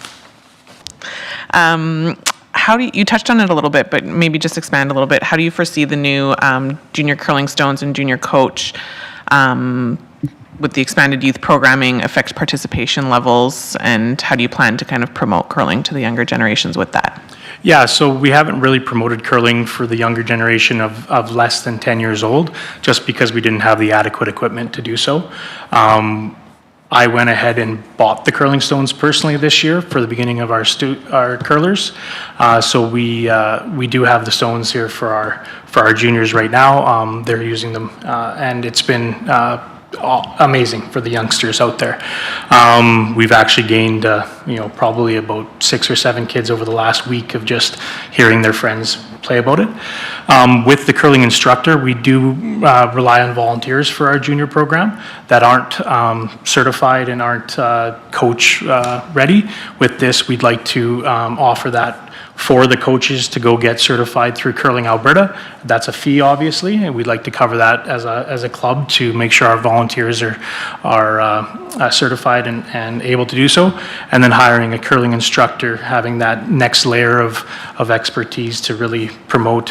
What we found is we lost a little bit of participation in the early teens, as there really wasn't that next step to become more competitive and whatnot. And I think that would bridge that gap tremendously. Perfect, thank you. And then just one question on the major project. How will the renovations kind of enhance the overall experience for members and visitors, and how will they contribute to the club's long-term sustainability? Yeah, so the scraper's pretty self-explanatory with that. It's something that we definitely need. The camera system that we can use, we can live stream all of our Thursday night men's league, Tuesday or Wednesday night ladies leagues. We can operate that for our junior players as well on Tuesday nights, so grandma and grandpa that are in Lethbridge can see their youngster playing out on the ice surface. The carpet, the paint, things like that is just, we've steam cleaned as much as we possibly could out of there, but it enhances the overall perception of our community and our curling club as a whole, I think. Perfect, thank you. That's it, thank you. Thank you, Councillor. Councillor Penrod. Thank you, Deputy Mayor Tellenboss. Appreciate the presentation. Happy and interested to hear of the partnership, including even news from today, it sounds like, more partnership with the schools. Any conversation with the schools individually or with the school board around funding that might follow some of that participation? Yeah, so we do charge them very minimal fee. I think it's $2 per kid per time. School boards are rolling in dough. You should just soak them for all you can. Yeah, so we do charge them that. We're working on the last meeting that we had here actually filled us completely up with all school groups. Their budget was a little bit not as great, so we were kind of throwing in the coaching and whatnot. Actually, my wife was going to do the coaching and whatnot while she was there. But yeah, we've the athletic directors, and that's who we've been mostly chatting with and making part of their phys ed programs, where I guess they're finding where they get about 90 kids in the phys ed gym at one time, and they're trying to find alternative ways to get some of those kids out of those gyms so it's safer for everybody, and this is definitely a really good option for them. So perfect. Can you give us a rough sense of membership numbers, where they're at? You said they kind of recovered to pre-COVID levels, but yeah, so actually every league that we have is full. So our club on a nightly basis is full, and we actually have a couple leagues that have over full numbers. So what full means is 12 teams per night, which is about 48 players per evening, and we have each league has one extra team, so they have a bye, and then 2 leagues actually have 2 extra teams. So we're about 55 players per evening, and we're 4 nights a week, and then we have I think we're just under 40 junior kids in our program on Tuesday evenings. So great. Assuming your lease is with the City of Beaumont? It is, that yeah. Space? Question for administration, and just tell me if this is a better question for later tonight. Why is the carpet a leasee responsibility? And would that be kind of industry standard?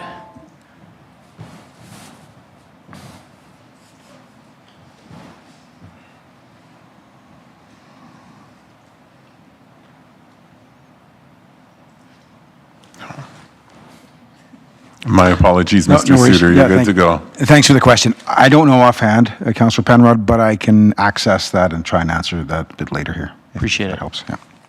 Thank you. Yeah, just from my understanding on the leases, leasehold improvements would be under our umbrella, but yeah. Probably This is original carpet, I think? It's got to be close. Well, you might have started before carpet was invented. Yeah. Thank you. Thank you. All right, it looks like that's all we have for questions, so thank you again. Next presenter is with Beaumont Minor Baseball. We have Mr. Chandler and Mr. Poyser.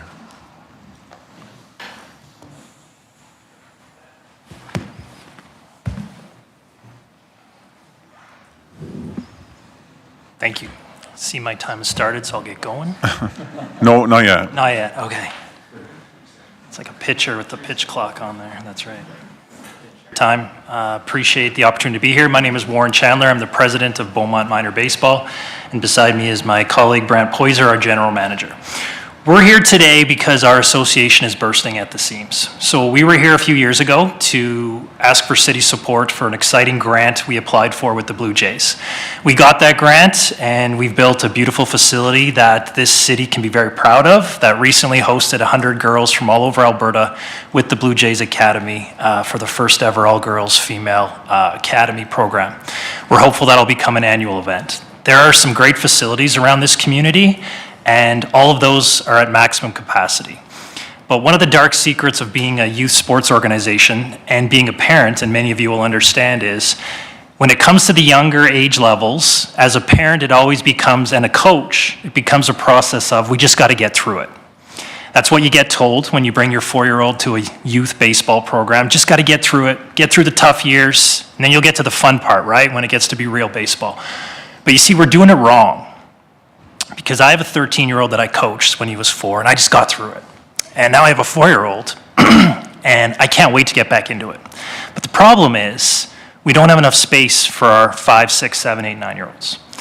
We have Bellevue, we have Bow Meadow, but let me tell you how it worked for us this year.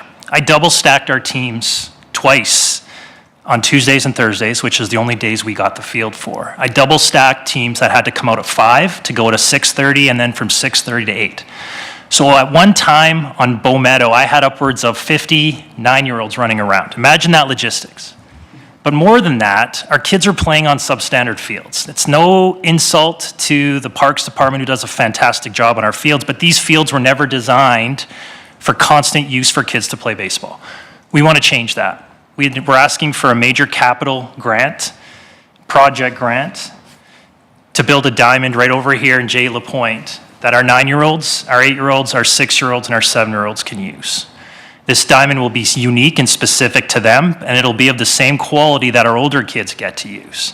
And if we can get this grant, we can then make our kids and bring baseball to them as it should be brought, on good quality fields, with high quality coaching, and where the kids can feel like they're actually playing baseball.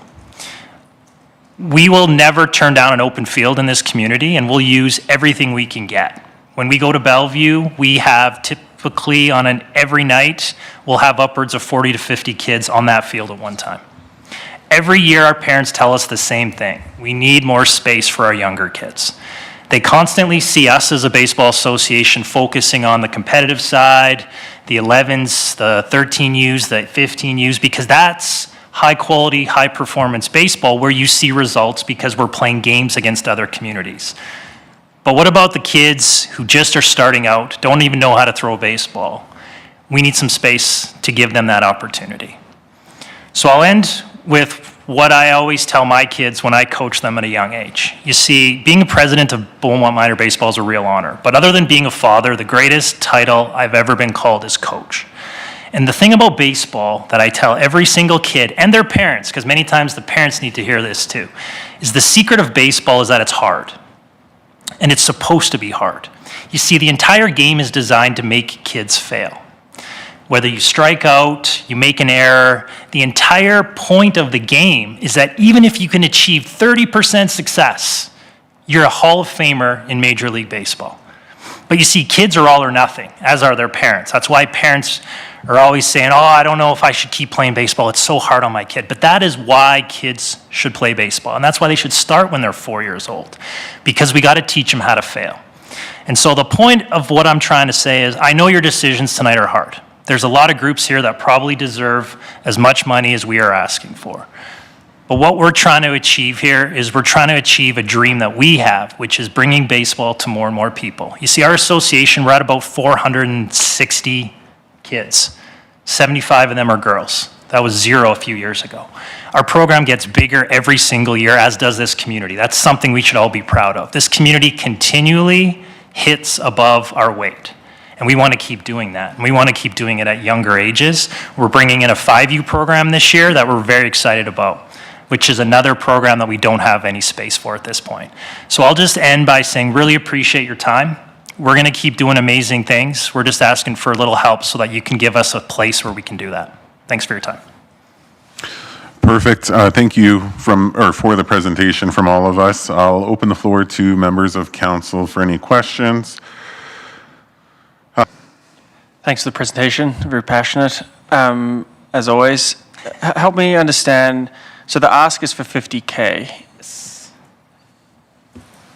Without tipping my hat, that seems cheaper than I would have expected. And I understand you got pictures of the quality of the field. I know. So what does that get you? What does that look like? We're not going to get a beautiful diamond with shale and field. No, we're not trying to either. We're just trying to get. And again, there's many factors at play here that I'm sure Paul Suter will be able to bring you up to speed on. There is a proposal for a backstop to go in there that City Council, I hope you will approve. What we're looking to do is simply dig out a 75-foot space for a base path and shale that would be level. The field's in great shape already, right? It was a soccer field. It's level. So you don't need drainage. You don't need all of those things that go with it. So we would just want to be able to put the shale infield there and then build a fence around that, a 175-foot fence that not only would allow little kids to use this, but the big kids could use it for blitzball. And it's perfect size for a joint use blitzball diamond. And the older boys will love it if we ever let them get on it. What the littles are done. But that's what the 50's for. Now, those costs are estimated on high-level estimates when the diamonds were built at the West Rec during COVID when prices were high. But we think 50 is pretty reasonable, and BMBA will be kicking in some to build the benches and some cement pads so that the kids can have the full experience when they play. Thank you. Perfect. Thank you, Councillor. I don't see any other questions, so again, appreciate the presentation. You did a good job. Do we get paid back for the 3 minutes? There you go. Appreciate your time. Thanks, everyone. Thank you. Moving on to the next presentation, which is the Beaumont Skating Club. We have Miss Reed and Miss Warwick. Close enough. Feel free to start. All right. Hi, thank you very much for having us. I'm Morgan Reed, Warwick, who is a member of the board, for the past 19 years with the Beaumont Skating Club. So we're here today asking for $25,000 over for 3 years, and it's for operations. We were here a couple of years ago, accessing a grant as well for operations and expansion of our club. So the Beaumont Skating Club is in its 42nd year of running in the community, and we have ran some amazing can skate programs, power skating, figure skating. In COVID, we kind of survived, essentially. We were able to survive, which we were really proud of. And then we had some changes in coaching. Some higher level coaches came to our community and were interested in expanding our club. And that fit really nicely with the extra ice that became available at the Beaumont Sport and Recreation Center. And that's when we came and asked for grant funding. And so we were able to expand our program from a 6-month-a-year program to a 12-month-a-year program. And we went from a recreational club to a recreational and competitive club that had kids from age 3 all the way to adults skating with the club and in the community, supporting hundreds of community members with their skating journey, which was really exciting. Last year, we had a complete change in board, and as part of our growing journey, we had some very some board members who were very interested in extreme growth very quickly. So we had some challenges, and by the end of last year, the board went from 7 down to 2 people left at the end of the year, with a large deficit that has completely sort of taken our knees out of the club. So we're back to rebuilding where we were a couple of years ago, coming out of COVID, which is really hard. I've been part of this club for 7 years, and it's really hard to see us go completely backwards. So we're rebuilding. We started off with a couple of can skate programs this year and saw those fill up, so we were really excited. We were able to open up another can skate, trying to draw additional coaches to the community, but we're still rebuilding. So things like supplies for our can skate program, salaries, ice is a huge cost. It's about $100,000 a year for us. And so we're trying to find unique ways to create revenue. We're looking at additional fundraising, things like that, to just really find ways to increase the revenue. Right now, we've had to, we kind of dreamed big and we're not quite where we had hoped to be. So we've had to shave down a little bit of ice time. We don't like to give that up. So we're really hopeful that we can work on growing our club and maintaining things in a sustainable way and not trying to grow too fast, but kind of in that very methodical way that makes sense to our skaters. We want to be able to offer skating from 3 years old to adult, but also competitive and recreational. We used to have power skating. That was huge to our community. That is full of hockey players. That was an amazing substitute to what they were doing. We haven't been able to offer that. We've seen a decrease there. So we'd like to bring that back. We think that would be really beneficial to all the hockey programs in the community. Anything to add? No, I think you did a great job. Okay. Yeah. Thank you. So actually, the last thing I want to say is that we now have a board of 6 people right now who all have the same vision and focus. That's the first thing we established as a new board was, why is everybody here? Everybody last year was not there for the same reasons, and that caused a lot of friction and a lot of the issues. Everybody on the board this year is very dedicated to the community, building the program, building the club back to where it was, and then onwards. So that's really exciting to have people who are thinking the same way and have the same vision. So yeah, that's why we're here today. Perfect. Thank you for that presentation. I see a few members of council with questions. I'll start with Councillor Monkoff-Swain. Thank you.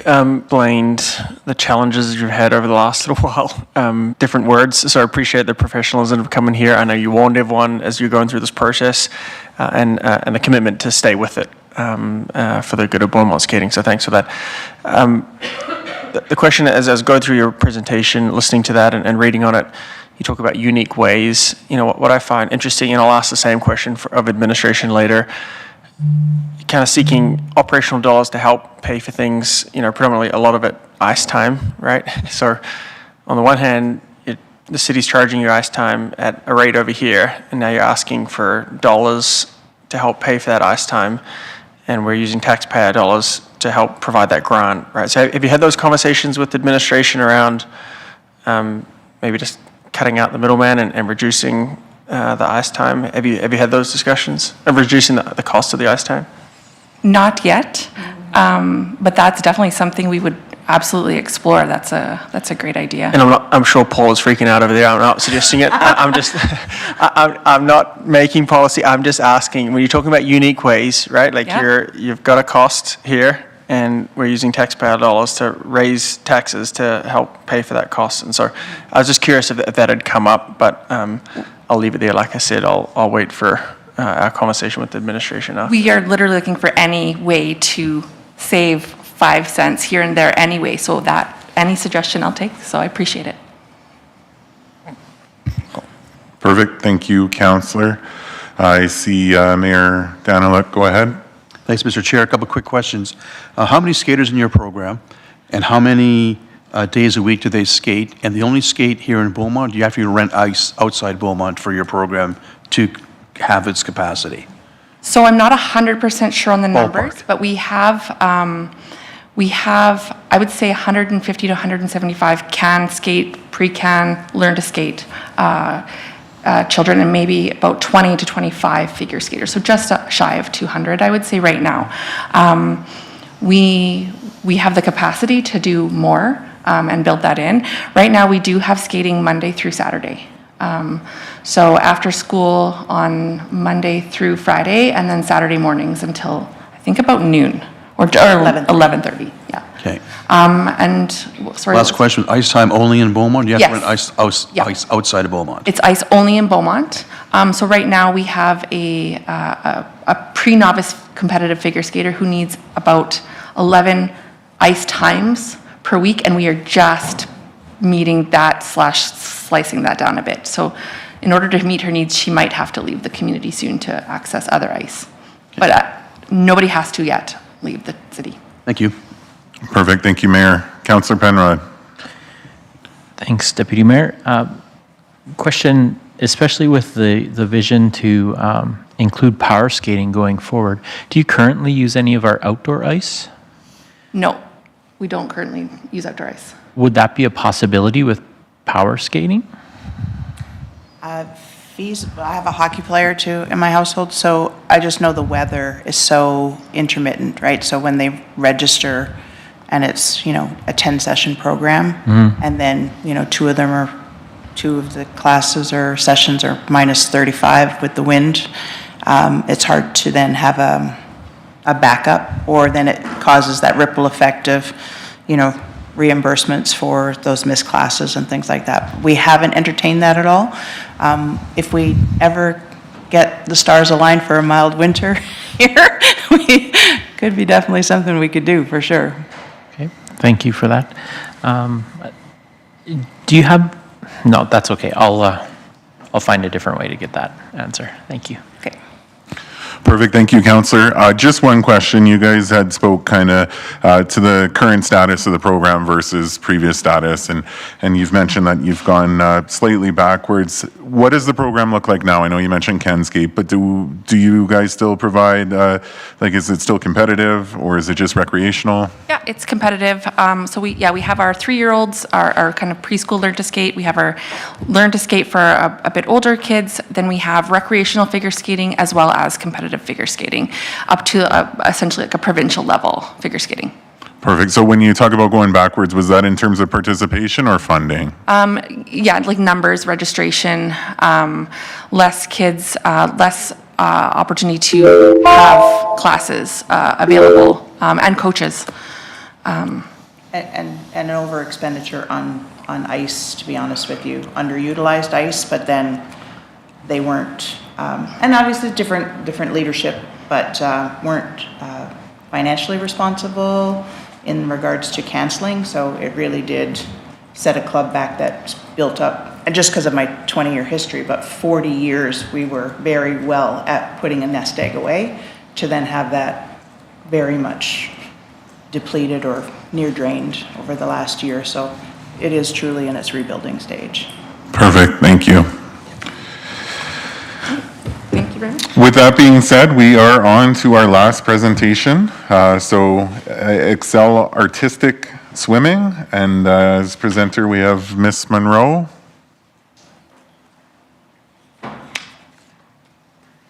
Hello. And Hey. I brought our head coach with us. Perfect. As well. Nice to meet you. So whenever you're ready, you guys are welcome to start. Okay. Well, thank you for having us. On this grant proposal, I'm not a grant writer by trade.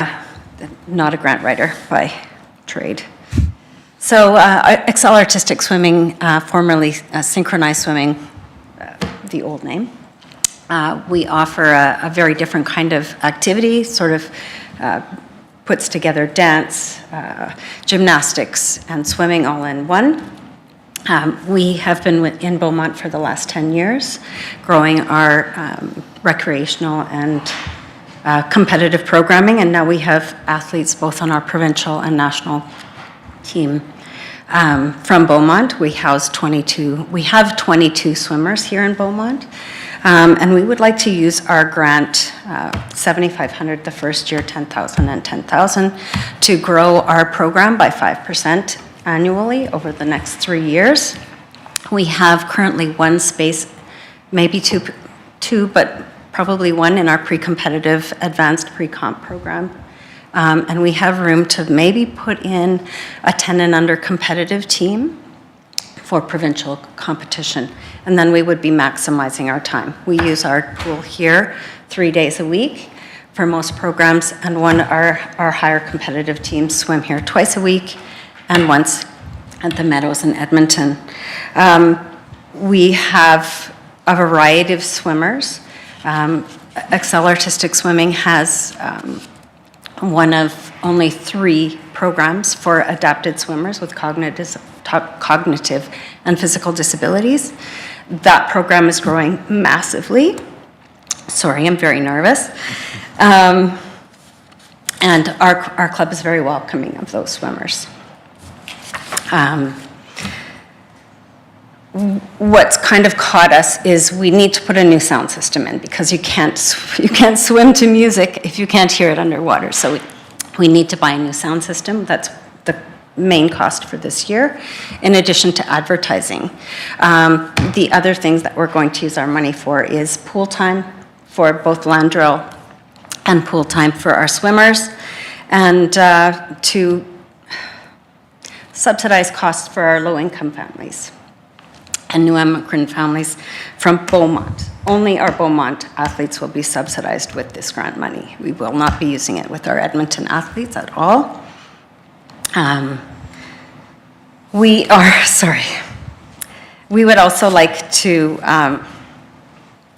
build our program. We think it's really important to have diverse physical opportunities for athletes. Certainly synchronized swimming, when I was a child in St. Albert, did not exist. You did one of the mainstream sports. I never thought of it for my child, and she adores it. She's been now swimming for 6 years. And it's a great sport. The kids are very integrated. They support each other beautifully. Our coaches, our swimmers move into coaching roles and continue to mentor as they move through. And they're highly trained, and we ensure that professional development is something that we assist with on an ongoing basis. So basically we want to use our grant dollars for the sound system, to advertise our programs, to add to our programs and bring in more athletes, and then to subsidize the cost for our Beaumont families. Because we think it's really important to keep kids in community. If they're living here, playing here, they're making connections, they're really setting down roots, and that is really important for smaller communities. And there are a few artistic swimming programs within the Edmonton region for recreational and competitive programming. We have both, and we want to maintain accessibility so that parents aren't always driving, which can just take the feet out from underneath their athletes. We're going to keep applying for grants so that we can make it as affordable as possible. It shouldn't be what keeps kids out of sport. And we're actually hearing from some of our families this year that they can't afford it.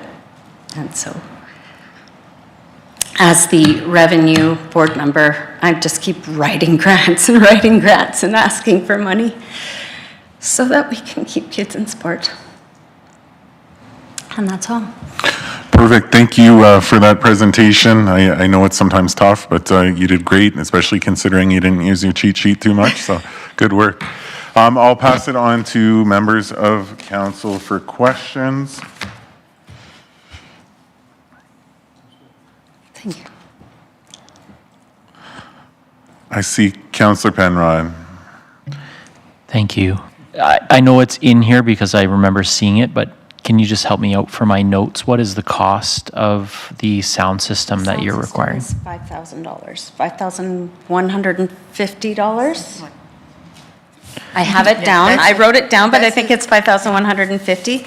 We had applied for a CIP grant that we thought might be able to help subsidize that.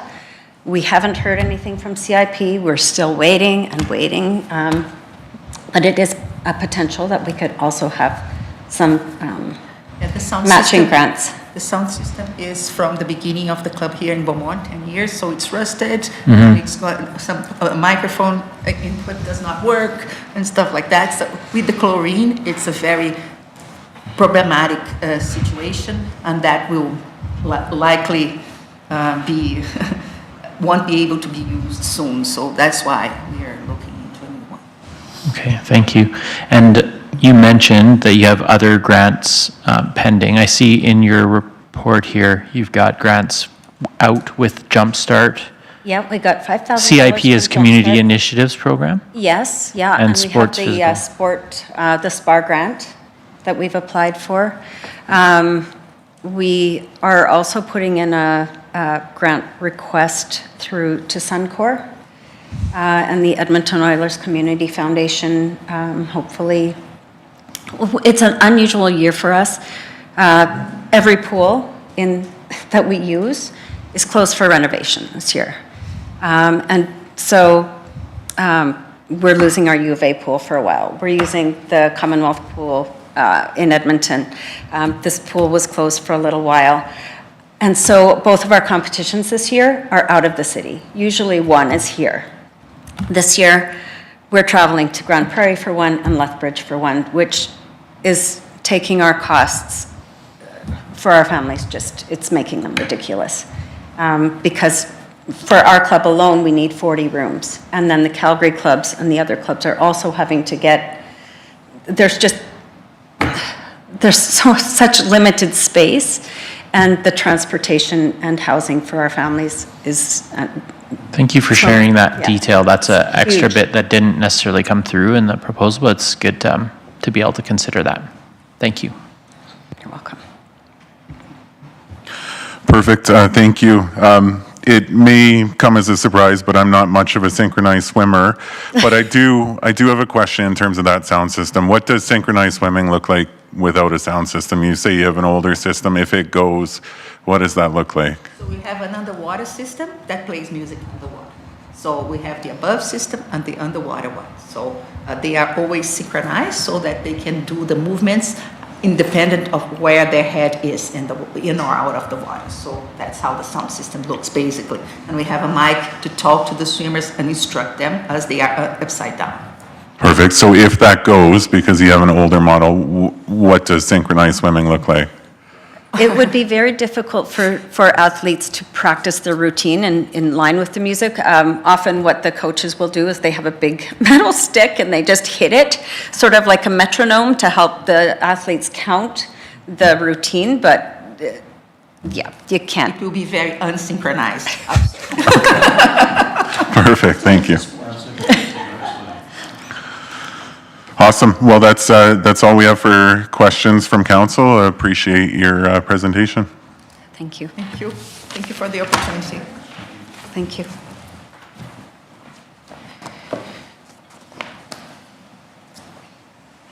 Do we think we need a break or closed session?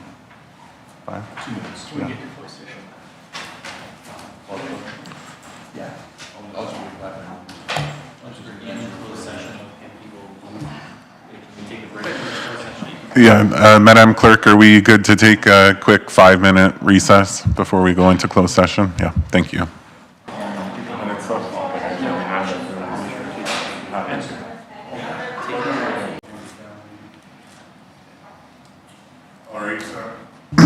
Welcome back, everyone.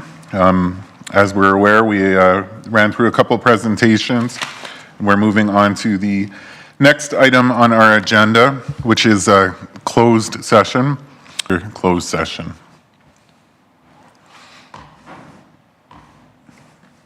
Councillor Penrod. Thank you, Deputy Mayor. I move that council move into closed session at 7:51 PM pursuant to the Freedom of Information and Protection of Privacy Act, Section 24. Thank you, Councillor. If we could get the vote up.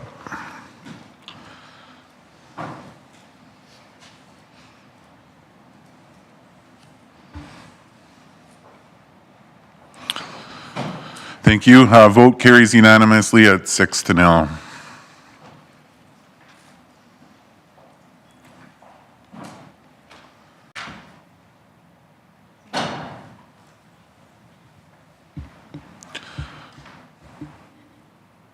We're live? Okay.